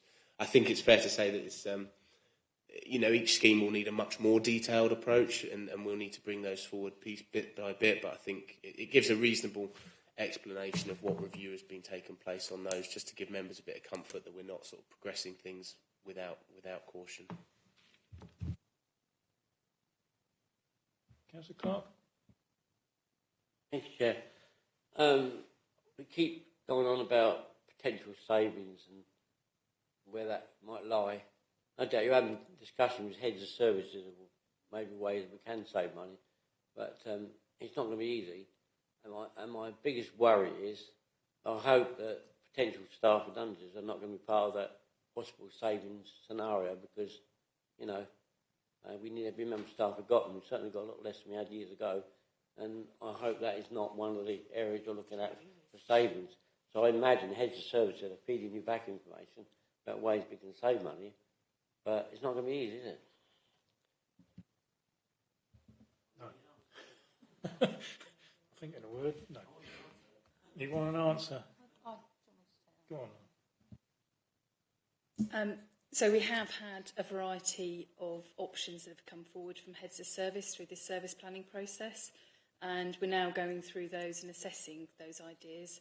And the intention wasn't to bring, the majority of savings in there, by far the majority, are about either reducing what we do and delivering things at a slightly different level perhaps, or it's about doing things more efficiently and effectively. But I have to say, the ideas that have come through so far have been relatively low impact on our customers and have been very low impact on our staffing implications. But as I say, all of that has got to be assessed. So they're just ideas at this point, but we need to update the financial stability programme, and when we do that, that will be what comes through to councillors to approve. So that's where we are in the process. There was another point I wanted to make and it's gone. We are at the moment undertaking a slight reshuffle of staff, and the point of that is to make sure that we're effectively resourced to actually do this work, so that we're focused on the delivery of things like the FSP and our programme management and our project governance, and we're also focused on the efficiency of our services going on in terms of continuous improvement. So we want to put in place a review programme looking at our services in more depth. So very much this is a very first stage, this sort of the exercise that we undertook through the service planning process, and we need sort of a programme of work that really makes sure that we're delivering efficient and effective services, and also maximising the opportunity through technology and our digital programme. So there's quite a lot of work at the moment that's going on, and we'll be letting members know what those changes are. We're in consultation with staff at the moment, and it isn't a restructure, it is a reshuffle. So it's making sure that we're moving resources around the organisation to actually deliver on the FSP and all the other programmes that we need to either put in place or need to monitor more closely and support delivery. So that's hopefully gives you some reassurance that we will deliver on the FSP. I think it's fair to say that, you know, the last FSP needed a more rigorous approach, and that's what we hope to do, and we're going to resource that effectively. Okay, well, we've got down here, resolve the report be noted. So, Councillor Cook, wish to move that? Happy to move that, Chair. And a seconder? Councillor Madeley, thank you. And all those in favour? That's carried. Thank you very much. Thanks very much, Duncan. Good evening to you. Thank you, Chair. Thank you, members. Right. Item 8, Councillor Field needs to redeclare her personal interest as a member of She does. Thank you. East Sussex County Council. Recommendations of the off-street task and finish group, page 37 to 50. Who's taking this? Lindsay, isn't it? Yep. Lindsay, are you there? Yep, there she is. I am, thank you, Chair. Yep, so what we got here? Summarise the work of the off-street task and finish, car parks task and finish group. Final recommendations to this committee. Lindsay, over to you. Thank you, Chair. I'm standing in for Deborah Keneally tonight, so I will do my best to update you on this and answer any questions. If there's anything that I can't answer, obviously we'll take that back and ask Deborah when she's back tomorrow. So the report is to summarise the work of the off-street car parks task and finish group since the last report we made in January 2022 and outline the final recommendations before disbanding the group.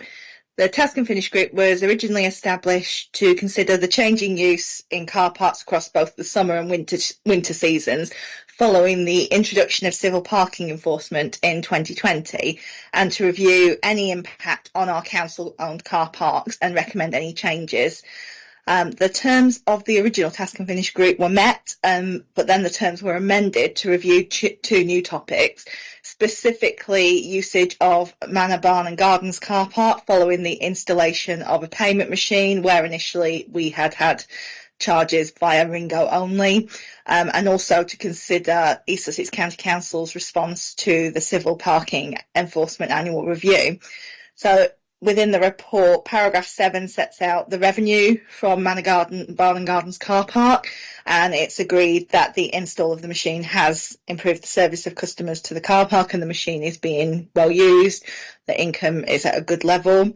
Paragraphs 9 and 10 refer to a moratorium that we have in place in the car park for school drop-offs and pickups and for local doctor surgery flu clinics. This is in line with a number of other car parks across the district that are adjacent to local schools or similar situations. So the recommendation as a result of this is for the machine to remain in situ and for the charges to continue as they are.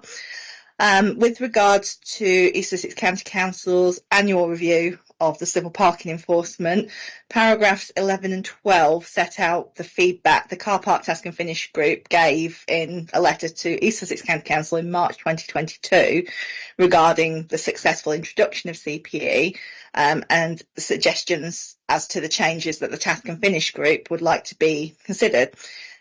Subsequent to this, East Sussex County Council completed an informal consultation on changes they proposed, and based on members of the public's feedback, paragraphs 15 and 16 set out the task and finish group's response to those changes proposed. Most of those proposals are welcomed, but the group raised a few concerns outlined in 16.1 to 16.6. A letter subsequently was drafted, which has been attached as an appendix to the report in response to the East Sussex County Council changes and raising the concerns of the group. So East Sussex County Council has now started a formal public consultation in February 2023, and unless any major objections are received to the formal consultation, the proposed amendments will be implemented during the course of this year, but we can't unfortunately give you any more confirmed dates because it does depend on the outcome of their consultation. So in conclusion, Manor Barn and Gardens parking payment machine has improved the accessibility for visitors to the car park, and the Off-Street Car Parks Task and Finish Group concluded that the majority of changes proposed by East Sussex County Council to CPE have been well received by most residents and councillors. Individuals have also raised their concerns on certain aspects through the consultation process and await further confirmation from East Sussex County Council as to the final outcome. Therefore, in terms of the terms of reference of the group, we have completed the terms of reference, and it's therefore requested that the group is disbanded and that further work relating to the car parks is completed as business as usual. And this includes looking at increased directional signage for Della Walker Pavilion car park to Wainwright Road car park, and also directional signage around Gibbets Marsh and Lower Market, which are our long stay car parks in Battle and Rye. However, we do have to be mindful of East Sussex County Council rules around on-street signage. We do have to be, they will give the final decision as to what we can and can't have, but we will investigate that with our colleagues at East Sussex County Council. So that's the detail of the report, and I'll do my best to answer any questions. Thank you very much, Lindsay. Councillor Courtau's got his hand up. Before you say anything, Councillor Courtau, on the recommendation to increase directional signage for the Dillawall car park, would we read from the Dillawall car park to Wainwright Road? No. It should indeed, and it was me who moved that up the Task and Finish group. So, what I'll do, Councillor Cook was the chair of this for 2 years or more. It seemed like a really long time, but we did morph from one group to another one, from looking at our car parks and then the impact of on-street parking on our car parks, and then our feedback into the annual review. So it might have even been 3 years. Who knows? It was a long one. So, Councillor Cook, over to you. Thank you very much. Yes, I mean this was an excellent Task and Finish group. It did change its terms of reference because it was member-led. Members requested various changes, and it was accepted by officers. It was a really good group that was shared. And as you've just outlined, the only comment I was going to make was the changes in recommendation 2. So if you look at recommendation 2, you'll see that on the paper, the wording there, we would like to change it to increased directional signage at the Dellawar Pavilion car park, signposting users to Wainwright Road car park, and the installation of additional signage for Gibbet Marsh, Rye and Lower Market Battle car parks, promoting use as either all-day or long-stay car parking, as Lindsay says, with the final wording and location to be approved by East Sussex County Council. I mean, I don't think we're actually asking for additional signage. I think what we're actually asking for is correct signage on the signs that actually exist. But that they are the recommendations, and I would like to move that we ask Cabinet to consider those. Thank you. Second that. You made, Councillor Courtau, if you're brief, most of the work has been done. I thought, Chair, that what I suggested at the Task and Finish group was that signage was put up at the Dellawar, nor at the entrance to the Dellawar, because it doesn't currently exist. Quite probably. Yes, if I may come back on that, Councillor Courtau, my little bit at the extra was referring to Lower Market Car Park Battle and Gibbet Marsh Rye, that it needs attention. But yes, you're absolutely right. We are going to increase we would like to increase the directional signage at the Dellawar Pavilion, signposting users to Wainwright Road. So you're quite correct. I think the only unfortunate thing we can't do is, like in Rye at Gibbets Marsh car park, you can't actually put an arrow with car park on the road. Can't do it. County Council won't let you do it, which is a shame, because I've worked close to that for donkey's years, and the amount of cars that sail straight past it and then go down a cul-de-sac, struggle to turn around and come back out and go in a car park. So, but there it is. Now, what do I got here? I'll take committee first, then I've got Kathy Harmer online. So I'll take, I'll go Polly first. Thank you, Chair. Just very quickly, thank you very much for reviewing Manor Gardens car park. I'm sure Councillor Madeley joins me in that. It's relieved our inbox considerably. My question is, on paragraph 9, the moratorium remains in place for school drop-offs and pick-ups and doctor's surgery. So that means that people don't have to pay if they're going to the doctor's surgery? So do they then... am I right?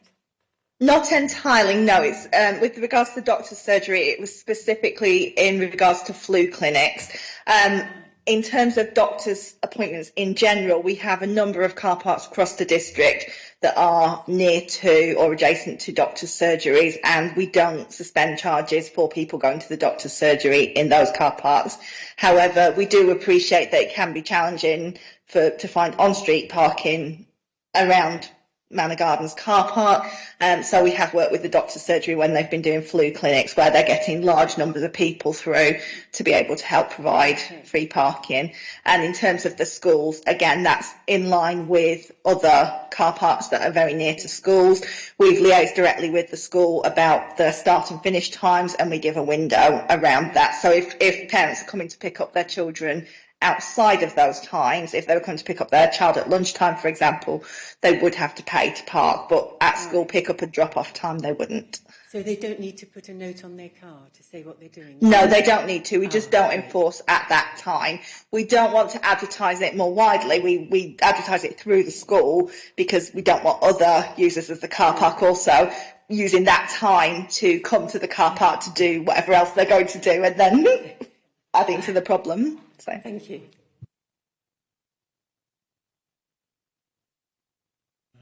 Councillor Field. Thank you, Chair, and thank you for inviting me to come to this meeting as the portfolio holder. I've not got a lot to say apart from to thank the Task and Finish group for their work, having sat on a similar group under a previous administration. I know it's not the easiest task in the world, and I think this work is extremely well done, and I think the result, I hope, will last for a long time. I'd also like to say I think it's really important that now we have civil parking enforcement, that the off-street and the on-street parking, wherever possible, the charges align. I think it makes life much simpler for residents, and I think this group has achieved that. So thank you very much. Thank you. And online I have Councillor Harmer, if you're there. Thank you, Chair. I just wondered if the signage to the car park in Little Common had slipped through the net. It's not my ward. Sarah and I share it with Lynn and Brian. I know Brian did take this forward at one point, but we desperately need better signage. It's a terribly underused car park, so you're losing out on revenue.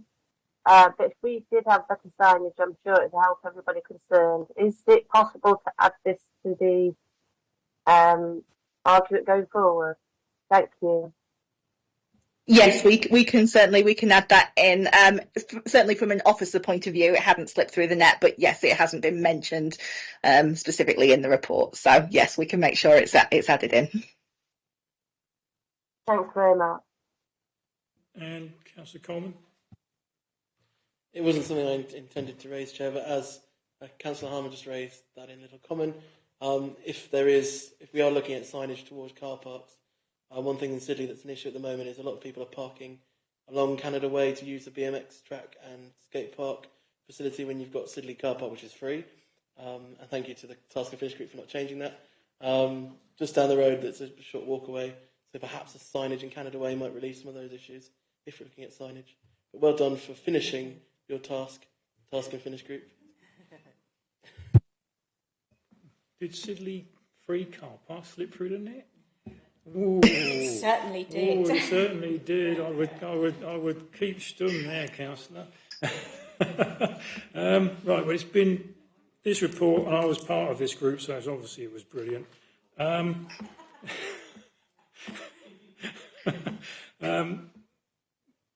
It's been moved by Councillor Cook. Councillor Gray has seconded. All those in favour? Thank you very much. That's carried. Now we've got another one now. Health and Wellbeing Task and Finish Group, pages 51 to 76.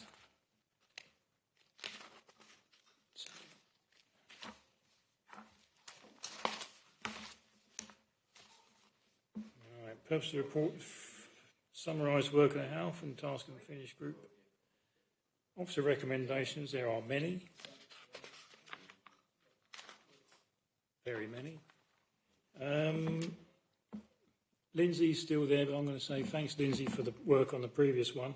Councillor Mrs. Cook, you chaired this one as well. You're a busy bee, aren't you? I did. I would like to introduce this report. I'm not going to insult everybody by going through, because I am going to be very kind and assume everybody has read it, and many people have commented. But I would like to thank members for their attendance and the input. So thank you to Councillor Coleman, Councillor Barnes, Councillor Madeley, Councillor Thomas and Councillor Stevens for joining in with this. We were blessed with some extremely informative presentations by council officers as well as outside agencies. Overall, it was recognised that health and well-being is more than just about feeling well and being happy. Over the course of these meetings, councillors expressed concern about a variety of aspects of life in Rother that they felt affected all our health and well-being. And fundamentally, a lot of the issues were the same and focused around accessibility, inequalities, lack of connectivity, unhealthy eating habits and isolation. There were and are many crossovers with the anti-poverty strategy, the environment strategy and the leisure facilities strategy, but it is intended that this strategy should sit alongside those and that all four strategies could form the foundation stones of both the corporate plan and the local plan. So we sort of divided this up. We talked about walking, we talked about support groups, and we talked about interaction with the primary care network and the independent care board. Since writing this report, I've been reminded that of groups register on the East Sussex website, Escavis, and also the Healthy Walking Group have recently produced a joint leaflet promoting all groups. So all this work is beginning to happen. So since we published this report, Councillor Barnes would like to add to recommendation 4 a passage about swimming. Recommendation 6. 6 was it? Okay. I'd also like to comment that recommendation 5, I think my fingers were a bit dodgy when I was typing. I've put that we wanted to have a Healthy Rother Facebook page being promoted, but it's not actually a Rother District Council one, and what I probably actually meant to write was the Active Rother Facebook page. And then under item 9, I do want to stress that at this time there is no grant support for the provision of early years learning. This is merely an aspiration. And also that the healthy eating is being done at a regional level, and so perhaps we should promote this. But I'm happy to take any questions or comments. Councillor Corsell. Thank you, Chair. My main concern, Councillor Cook, is that we seem to be almost entirely missing the area of youth mental health. Now, we're talking about well-being, and that is quite massive. Many young people were isolated for up to 2 years during lockdown, and they need to socially readjust. And could perhaps your group reconvene to consider this as a possible further recommendation or possible consideration? I've got a couple of pedantic things as well to raise. I'm amazed to read in paragraph 18 that there are no financial implications to the proposals in your report. I mean, many of them would involve officers' time. Should each of your recommendations not be perhaps supported by an estimated cost, or are these mainly aspirational? That's the question. The other point I would like to make is simply that you did, as you say, have council officers and outside agencies delivering a number of reports, but you don't actually attribute any of these to an individual organisation or an individual person, it might be helpful if this were reprinted or if some editing could be done, which could perhaps include attributing it to actual people or organisations where they did give a presentation. Thank you. Thank you. I'm going to ask Mr. Ben Hook to respond. I think one of the things about the task and finish groups is that it's sort of this committee devolves responsibility to listening to the evidence to that group of people and then takes their recommendations on board. I think unless you feel it really generates added weight to sort of reprinting the report with attributions to who gave it, I think it's sort of an exercise that I think will gain add a little value, but I'll leave the committee to decide that. In terms of reconvening, I've never experienced a task and finish group that's gone through councils. So it's always sort of been tradition that a task and finish group wraps up at the end of a council and then an hour-loo council. But your point about youth and mental health is well taken. I think it's something that we'll need to consider going forward, and whether or not we, when we're sort of looking at the corporate plan, in terms of the recommendations in front of you, I think there's a few of them there that really do cover that area, particularly around the joint working around social prescribing. That's there, as well as our corporate plan ambitions that we'd be looking to make part of this, but it doesn't specifically mention youth mental health. That's taken on board. I think reconvening the group at this stage for a specific part, given the fact that we're about to get a new council, maybe doesn't work given the timing. But in terms of aspirational deliverable, what I would say is that there's some, the recommendations, for the most part, have managed to really encapsulate some of the work that is going on through other organisations that we can help support. And I think that's a key aspect that's often lost is the ability of this council to be an enabler, a supporter, and sort of a lobbyist as well, to help support those services be delivered. And I think these recommendations do really highlight the work that's going on out there through the integrated care boards, through East Sussex County Council and Public Health Team, through charities, through the parish councils and the town councils. And I think what we will look to do is, obviously we're recommending a 1-year review on this, so in a year's time we'll come back to the new overview and scrutiny committee and say these are all the things that have been achieved against these recommendations. And I think for the most part, and Lorna and I have sort of gone through them with a bit of a fine-tooth comb and saying, okay, well, how would we look to deliver this? I think for the most part, we feel it's deliverable without significant amendment to resource.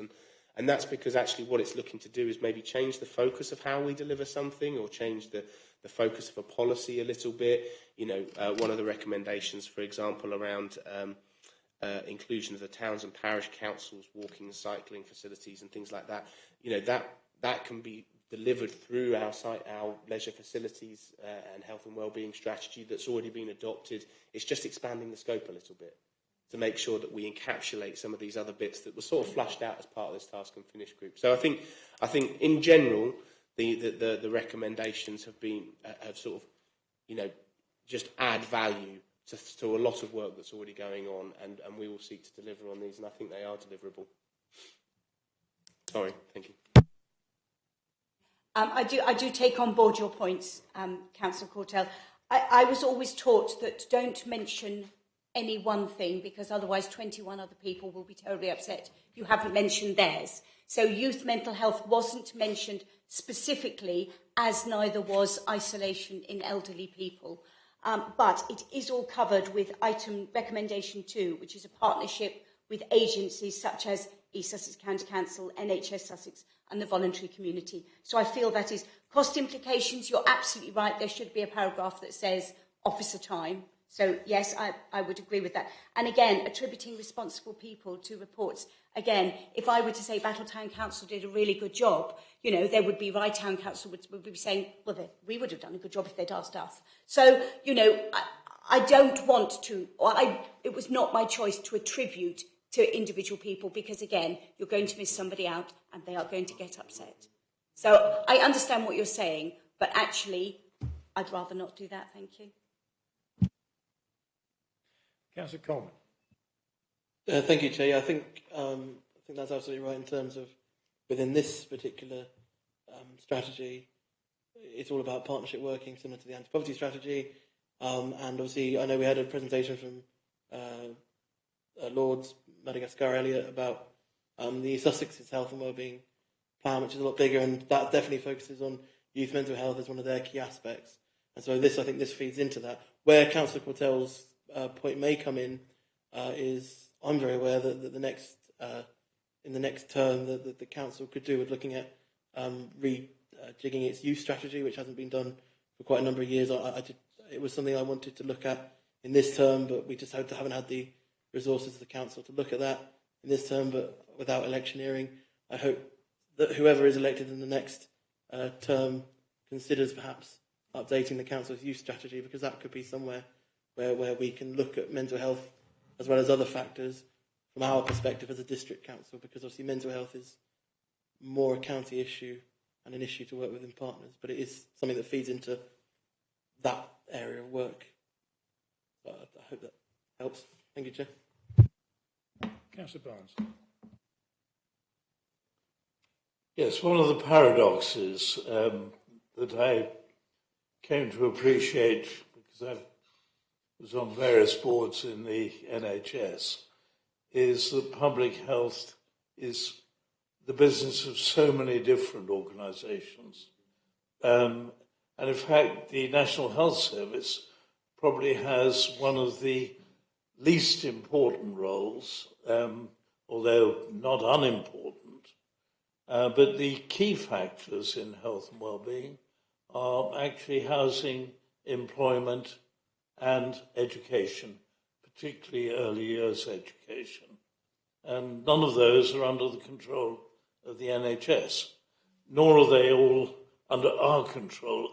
And many of them, of course, bridge across numerous organisations, which is why I think the Task and Finish group didn't want to single out particular areas of well-being or particular organisations. We're about essentially saying that we are part and parcel of this bigger whole. We are members of the local strategic partnership. One of the things which probably ought to be recommended by this group, which isn't in the list, is that at some stage the LSP should make an annual report to the council and some forum in the council. I'm very conscious, as your representative on the Health and Wellbeing Board, again, there is no very clear channel of reporting back. And so that's something which I think for the next overview and scrutiny to take a look at reporting channels. But I think this report stands as essentially a signposting report. The only thing I wanted to pick up, and it's on page 55, it's the 6th bullet point. We had so much discussion about the importance of swimming to both health and well-being. If you look at the bullet point, which begins, we've got it, first of all, the benefits of swimming, and there are all kinds of things about social prescribing. We could actually do something to help there. But given the importance, I think it's very important that the RDC exercise its community leadership role. And I would pick that up as a second bit of recommendation 6 in Councillor Cook's list. I'll leave the drafting very much to officers, but the sense is all there in that bullet point. And it is about community leadership in creating effective partnerships to deliver swimming for our community.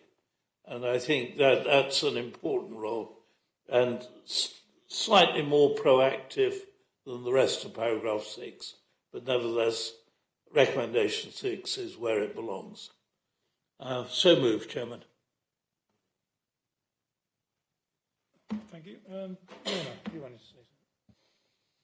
Thank you, Chair. I just wanted to recognise the importance of the LSP. I think in recent months the LSP is actually becoming a really effective group at sort of dealing with some of these cross-cutting issues, whether it's anti-poverty, health and well-being, climate change, and actually they're all connected. That point's been made this evening. But I think it should go into its work programme in the future. We're looking at setting objectives for the LSP because at the moment it lacks a bit of focus. There isn't a strategy document behind it, and it's very much elevating the things that need that partnership approach and recognising the things that each component or each organisation within the partnership kind of owns. And Ben's point about understanding our role in these things, I think, is critical and one that we're going to want to be very clear about in our next corporate plan. The things that we directly deliver, the things that we work in partnership to support, the things that we enable, the things that we lobby for. You know, this is where you know, we understand our impact and understand where we've got to work together. So I'm really supportive of using the LSP in perhaps a more structured way than we have in the past and having a strategy to work to. And I totally agree with you about all of the partnerships that we all sit on, and actually where does that information all come back into? It's something we've recognised as an officer group that we need to do more of, and it does need to be reported back to members as well. So we need to perhaps, through the member briefing process, we can actually improve our knowledge and understanding of what's going on in some very fruitful partnerships across the district. Thank you. Councillor Timpey, is this your portfolio? Yes, it is, along with other things. Yeah, thank you for allowing me to come and listen to the comments and everything. It's a wonderful, huge scope that you've covered in this task force, and I commend everybody for the detail of it. Just to go back to the community and our responsibility, I mean, we are currently working with Rye Town Council very positively to try to create something in the community that will help their swimming pool problem, because we cannot provide that for them. And it goes back to Ben's point of us being an enabler rather than a provider. I do want to give you one pedantic thing, though. In your resolution, you're saying that the health and well-being should be a central pillar, and then further on you say it should be part of the 4 cornerstones. So I'm not sure which one you'd want it to be. I would imagine part of the 4 cornerstones. So that just needs to be cleared up. But thank you very much. It's a wonderful, wonderful task force and a wonderful report. So what's it to be then, Councillor Cook? One of 4 pillars, not the central one. You see, so you're happy to take that amendment to the recommendation, Councillor Barnes, that you've moved?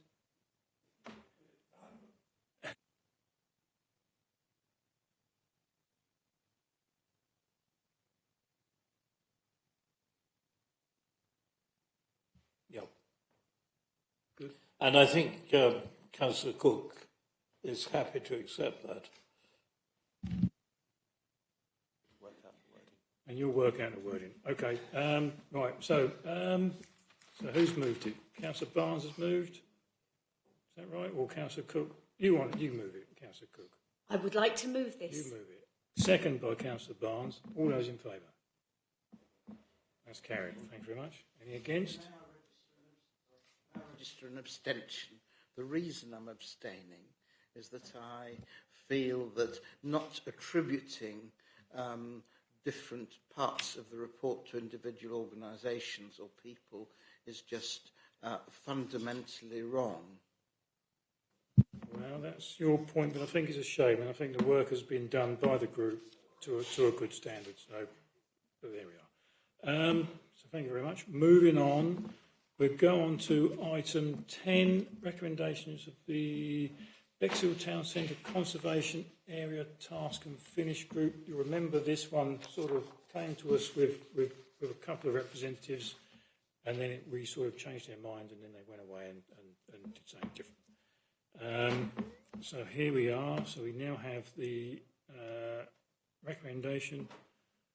Jeff's going to present this one, and Jeff has got a whole 2 miles further to go home than what I have.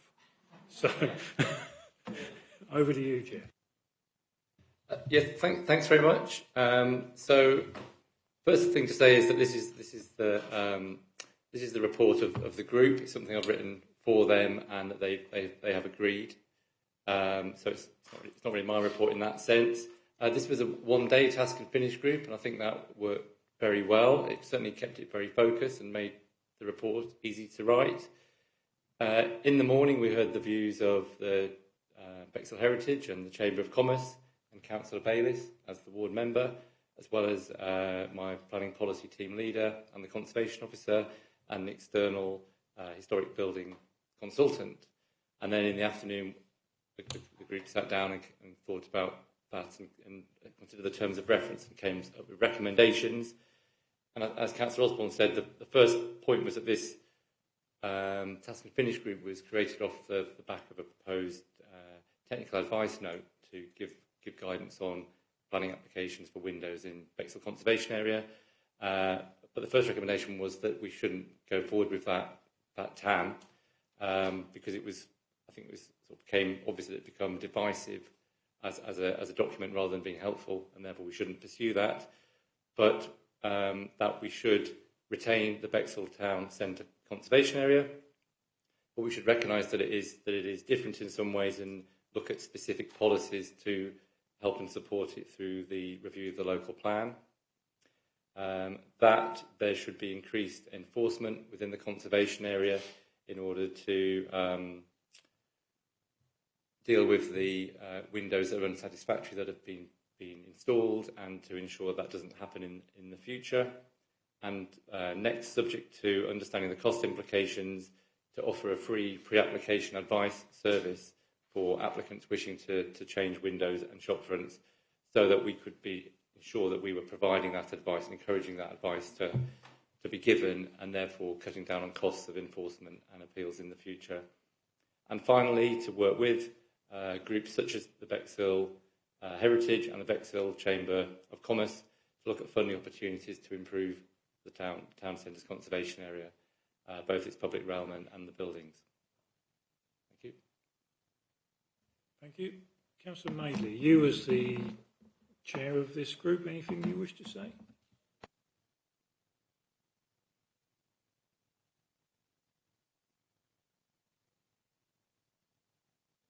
So sorry. Yes, I'm sure there'll be some questions. I've got nothing specific to add other than it was a long day, but we got through a tremendous lot in a day, and I think if we could turn all task and finish groups into a day, it'd be wonderful. But that can't always happen. But it certainly, as has already been pointed out by Jeff, it did concentrate the mind. The only thing I would like to add is I was extremely disappointed in the fact that the president of the Chamber of Commerce, Bexhill Chamber of Commerce, Howard Martin, decided to walk out halfway through, and that's my only comment. Thank you, Chair. Councillor Clark. Chairman, I would like Jeff to reply to this. In a previous life, I worked a lot in the construction industry on listed buildings. And one of the things I became very aware of was decorative mouldings. And when you walk along Salinas Road or Devonshire Road, and you look at the top floor of a lot of buildings, there's some wonderful decorative mouldings that give a lot of ambience to our history in Bexhill. I mean, there's flowers, there's animals, there's all sorts of various beautiful mouldings. Now, when they put the scaffolding up and they've got to re-render the outside, the easiest thing in the world is knocking them off. So it's nice and easy to do a blanket area. I would like to think that could be included. You know, they must not. We must retain those features on those buildings because it's part of our history. And if you crane your neck back far enough, you can see some really lovely bits of mouldings, especially on Len's Road. They're wonderful. But I'd hate to see them be lost because someone's renovated the building. But I don't know if that's covered in what you're doing. Yeah. I mean, all features, you know, will be which are fixed to the building will be covered. Absolutely. They will be made aware of that. Sorry? They will be made aware of that. Yeah. I mean, they are protected by the fact it's a conservation area. I think the focus was on windows because they're the features that tend to get changed more easily and have had an impact. And the feature we felt should be looked at. But yeah, this doesn't change the fact that all features are protected under the Conservation Area Act. Councillor Barnes. Yes, I really think that we don't appreciate enough what a glorious bit of Edwardian architecture a lot of Bexhill is. And I agree totally with Councillor Clark. There's been rather too much abuse in the past.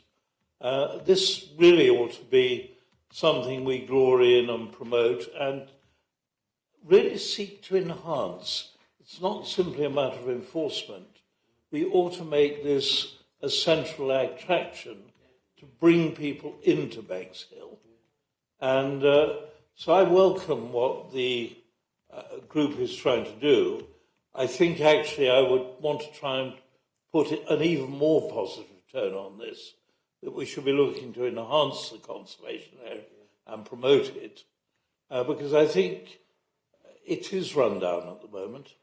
It deserves actually to be much better known, and it should be part and parcel of the 1066 promotion as something that people really should walk around and value and enjoy. I think the other thing which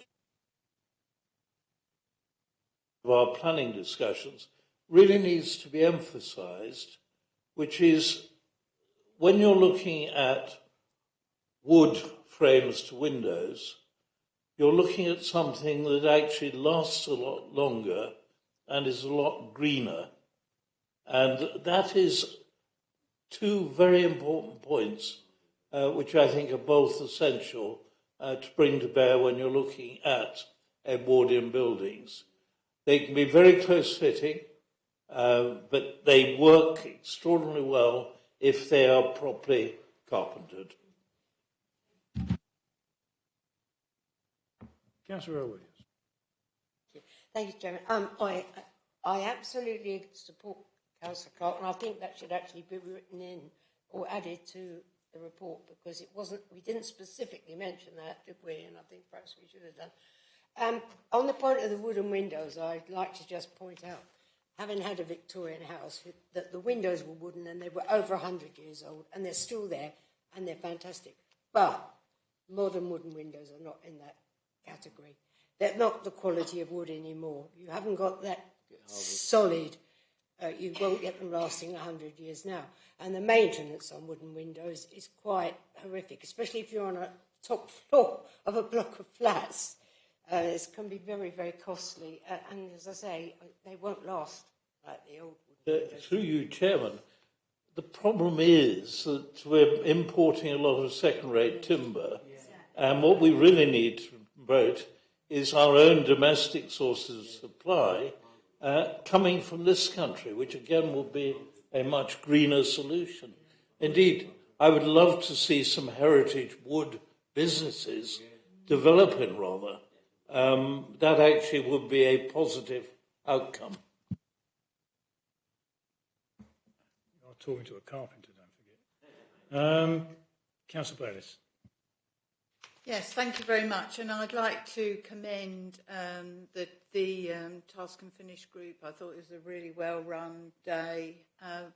Certainly those of us that were there in the morning were able to put all the evidence forward. I think there was a sort of difference between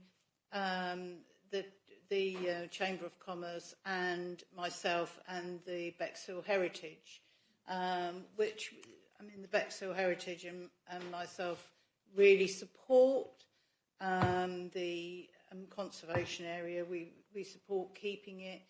But I think the point that we were trying to make, and don't forget, they were in support of allowing heritage-type UPVC windows in the conservation area, not casement-type windows, but heritage-type windows.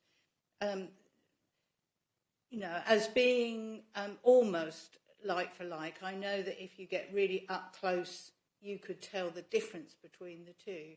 But as somebody who's gone and done sort of audits of streets, they are very difficult to tell apart from the original wooden windows. There's a couple of points.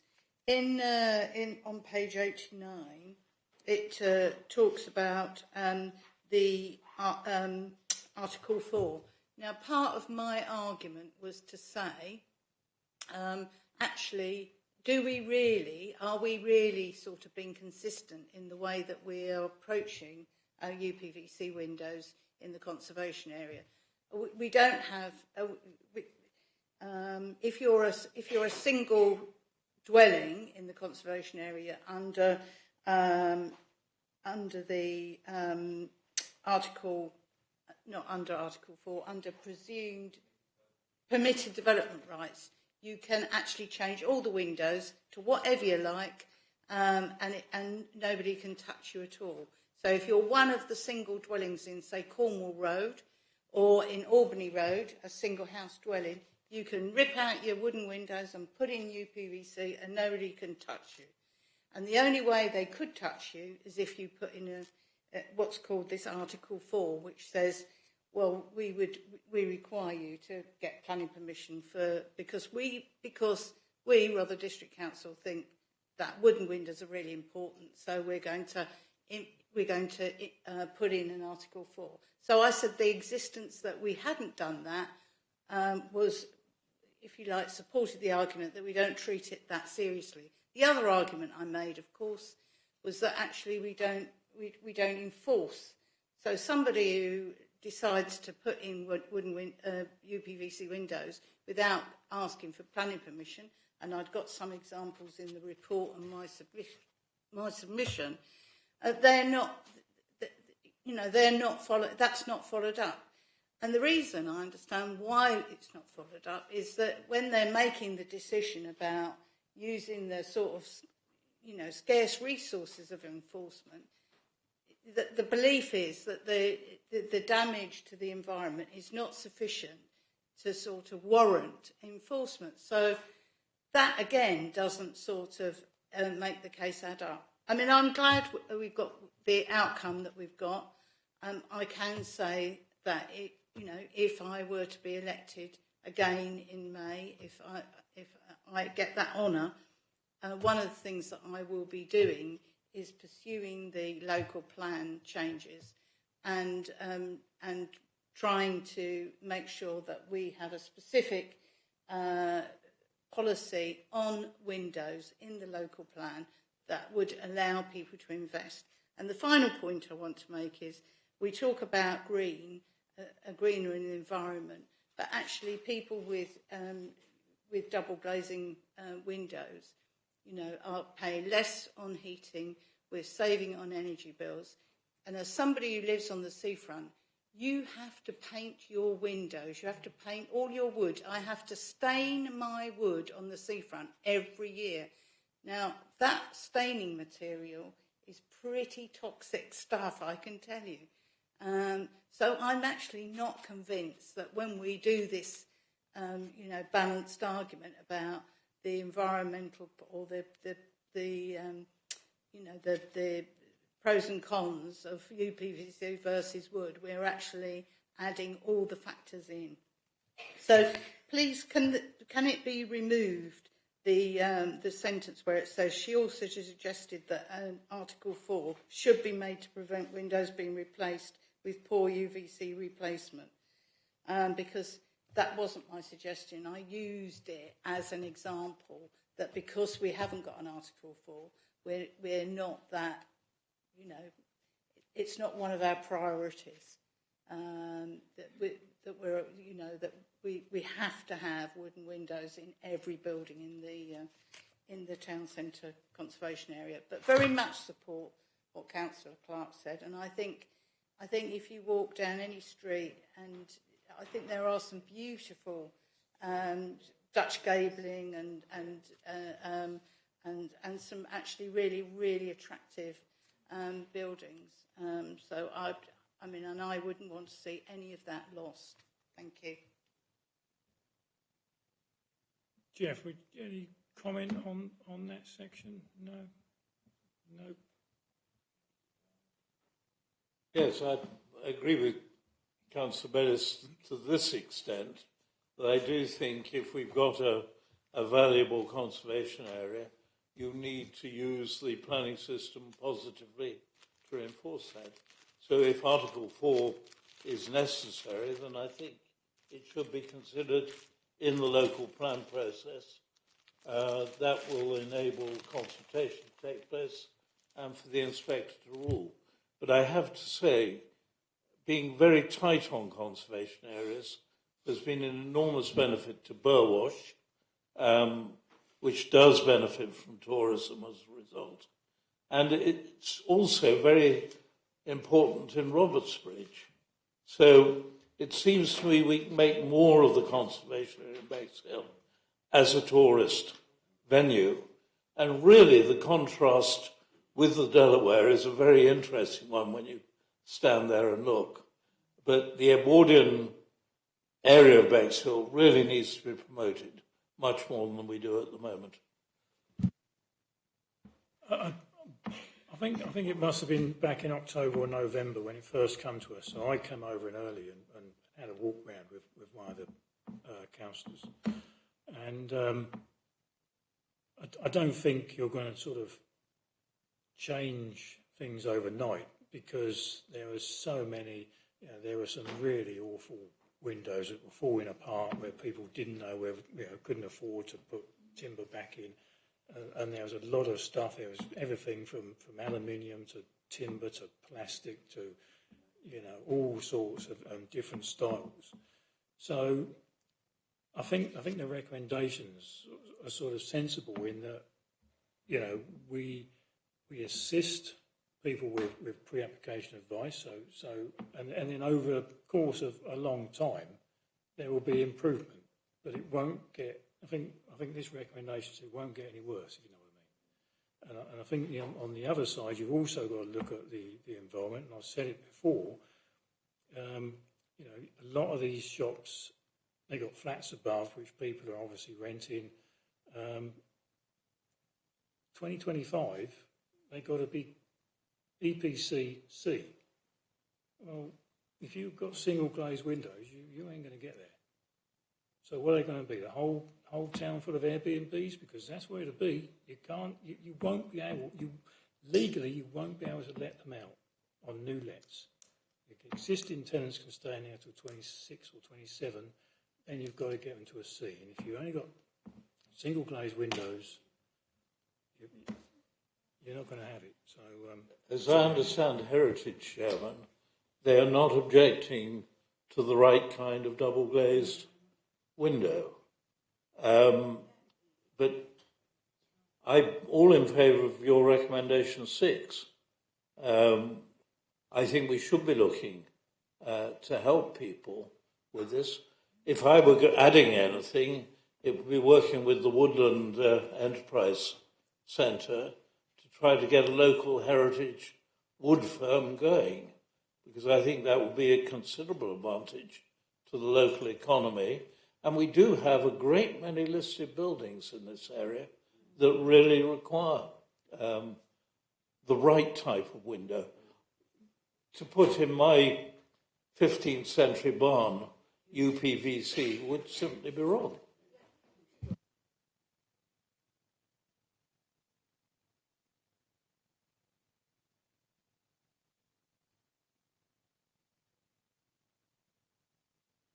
we've got it to 9 o'clock, so we've only got half now. So as long as I think we need to sort of crack on. So if you've got any pertinent points, Councillor Maidley, you want to wrap up?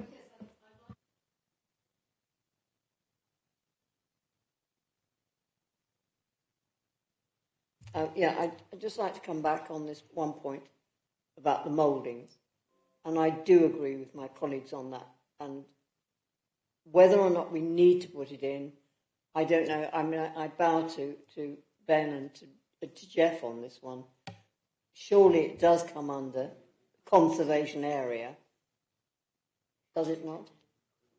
I mean, if we can add it just to, belt and braces, for example, then all fine. But if it's going to be unnecessary, then obviously I take advice. Thank you. I mean, I think, as Jeff said at the beginning, the task and finish group focused on the windows aspect because that was the sort of the most pertinent thing that had been coming out, particularly through applications. I can reassure members that the mouldings would be enforced, and would be monitored as part of the conservation area. So I don't think I'm just sort of conscious. Don't want to add things in that weren't considered as part of the task and finish group at this late stage and weren't thoroughly discussed by the group. But I just want to reassure members that we'll continue to protect those. I think one of the big things that will have come out of this task and finish group is that we are looking. I am a little bit wary about offering free pre-application advice ad infinitum. So I might seek to sort of ask Cabinet if they might wish to curtail that to a sort of time-limited period. I don't know. It would be down to this committee and that committee to make that decision. Mainly because obviously we have so many different conservation areas, and AOMB sites next to Triple SI. There are so many site-specific areas within our district that then, what warrants free advice and what do we charge for? I think other than that, we will be looking to combine whatever we do in terms of pre-application advice as part of an enforcement project in the near future, where we do look to sort of implement a stronger enforcement regime in the town centre to try and pick up those that we can do. I would remind, obviously anything that's over 4 years old sort of sees the limitations on what we can do. Once it's over 4 years old, we can't sort of progress that. But I think anything under 4 years old, we should be looking to try and enforce against now as a result of this and bringing it much higher up the priority list for our enforcement team. So we're going to do a bespoke project around that should Cabinet wish to take these forward. Okay. Is it a pertinent point, Councillor? Just on something Mr Hook just said, point 5 said that it was subject to understanding the cost implications, that we were recommending free advice. It is actually sorry, Chair. It is actually specific for the Bexhill Town Centre conservation. Doesn't take it as far as Burwash or anywhere else. Sorry, it was specific to this. Yeah. Well, I think we're recommending this to Cabinet anyway. So Cabinet do as they wish to a degree. Councillor Mrs. Barr. Quickly, I point out that of course Bexhill is not in the AONB, and of course all the places that we're talking about, the beautiful villages, all are. So they would normally be covered by the restrictions of the AONB anyway. Right. Councillor Maidley, I'm assuming you're going to move this? I'll second it. Yes, I would like to move. Thank you. Councillor Earl Williams is seconded. All those in favour? Excellent. Thank you very much. Cheers, Jeff. You can go home if you wish. Unless you've got to wait for a train or something. Item 11, page 95 to 98. Anti-poverty task and finish group. 95. Report of the Deputy Chief Executive. That's you. Thanks, Chair. Back in September, Councillor Coleman put a motion to Council on the cost of living emergency and requested that the anti-poverty task and finish group be reconvened to consider whether the council wanted to voluntarily adopt the socio-economic duty, which was an aspect of the Equality Act 2010. Some councils have gone ahead and adopted this through their policies and procedures to actually consider the impact of decision making on those groups that perhaps are in hardship in some way. So we had a one-off meeting back in January of the Task and Finish group, and we concluded that it would be something to recommend to Cabinet to consider. We thought the best way to do this was through the Council's Equality, Diversity and Inclusion Policy and the Equality Impact Assessment process which accompanies that policy. We also felt it should be reflected in the new corporate plan. So those are the two recommendations that we'd like to, or the task group would like to put up to Cabinet to consider. The Task and Finish group also had a bit of an update on where we got to with the anti-poverty strategy, and there's a short update in the report, as well as the cost of living information and signposting on our website. So I think that was more or less what the group did. I don't know if Councillor Coleman has anything to add. Councillor Coleman. Yeah, I mean, absolutely, as Lorna said. I mean, I think the socio-economic duty is actually something that's quite important, although it's probably something that we intrinsically do as a council and officers look at when they're making decisions. How is this going to affect people on lower incomes? How is this going to affect people in hardship? There's actually nothing in our policies that prevents us causing harm to those groups specifically as an overall, and just having that there on a level with the protected characteristics of the Equalities Act ensures that no matter what council, whatever the council looks like in the future, all departments are considering how does this impact people in socio-economic hardship, and I think that's a really useful safeguard, especially as we look at things like cost of living, to ensure that nothing we do accidentally or on purpose, not that that would happen, affects these groups disproportionately. Yes, and apart from that, we also obviously heard about the update on the anti-poverty task and on the strategy, and I think really good news about the cost of living page on the council's website, which has been a real success story from all of this. As you can see in the report, the numbers of sort of residents who have found help through that page and have accessed that page on the council website, which is really simple to find, is rother.gov.uk/cost-of-living. It's really easy to share about. You click on there and there's a sort of consultina system where you have literally links to every single piece of financial help or advice available to you. And it's almost like a virtual one-stop shop. So I think that's been really positive. And if we can replicate that in other areas in the council, I think it's a good model for our website in general. But yes, I hope that people are in favour of this socio-economic duty idea. I think the devolved governments in Wales and Scotland have it. And a lot of other local councils are starting to look at this now as a thing. And we can be one of those leaders pushing for sort of socio-economic equalities. Thank you, Chair. So I'm assuming you're happy to move the recommendation. Absolutely, Chair. Councillor Barnes. I understand recommendation 1 and think that's right. I just can't quite see what recommendation 2 is going to mean. I can see where 1 fits into our decision-making structure.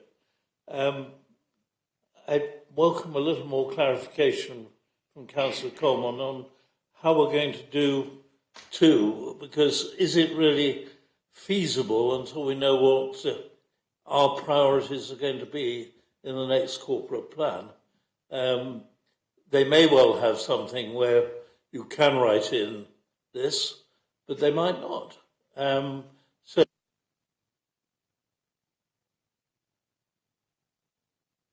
I'll give that a go.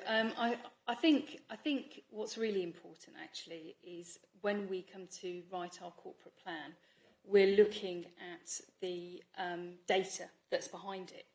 And one of the things that we will want to understand is how we are defining who we need to be thinking about in our community when we consider this socio-economic duty. So there will be an evidence base for the corporate plan.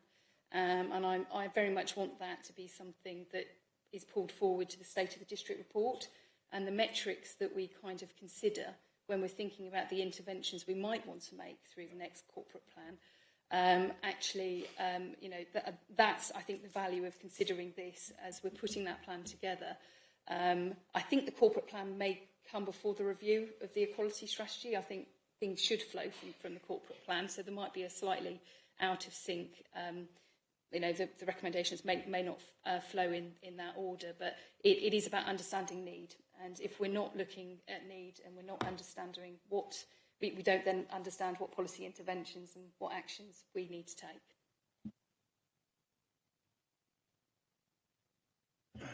I'll go Councillor Cook. Thank you. Yes, I'd like to second the motion that this be resolved and suggest that, the socio-economic duty be reflected in the new corporate plan. Could be another foundation stone. Councillor Clark. Just a bit of general information, really. And when you talk about poverty, it's about practical solutions. And we've had 3 tranches now of the Household Support Fund, and Chris Watchman and his team have done a magnificent job in dealing with those applications. £400,000 has been paid out to over 1,000 households, and the current last tranche, I think, finished on the 31st of March. There's up to £250 available to each home if you fit the criteria. So that has been a very practical way that has helped people in Rother. And we also paid out £130,000 in the Exceptional Hardship Fund for residents to apply for. So I'm quite proud of the record of what Rob has been doing in a very proactive way in getting this message out and being supported. So I'd like you to know that, Councillor Coleman. Right, well, if that's it, it's been moved. Oh, Councillor Courtell.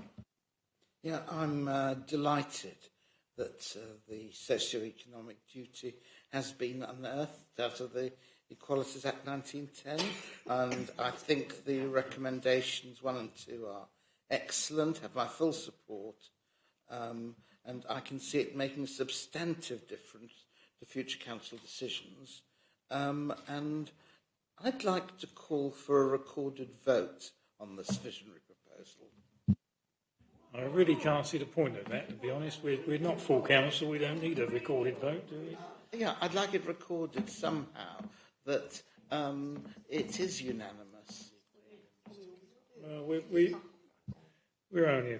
I don't think we're going to have any discord here, are we? To be honest, I think we'll go all in favour. So it's been moved by Councillor Coleman, seconded by Councillor Barnes. Is that right? Or was it Cook? Councillor Cook. All those in favour. That's unanimous. You can ask at Cabinet, see if they want a recorded vote. Right, last one. Work programme. Page 99 to 100. Right, well, the big one has gone. That's today. So the work programme 2404, there may be a climate change working group report, which Polly would be really happy with. Was that the only one? Yeah, just to be clear, it's not the 6 monthly update on the environment strategy. It is a report from the Climate Change Steering Group and the work that they have been undertaking. So I just wanted to differentiate between the two and what's expected there.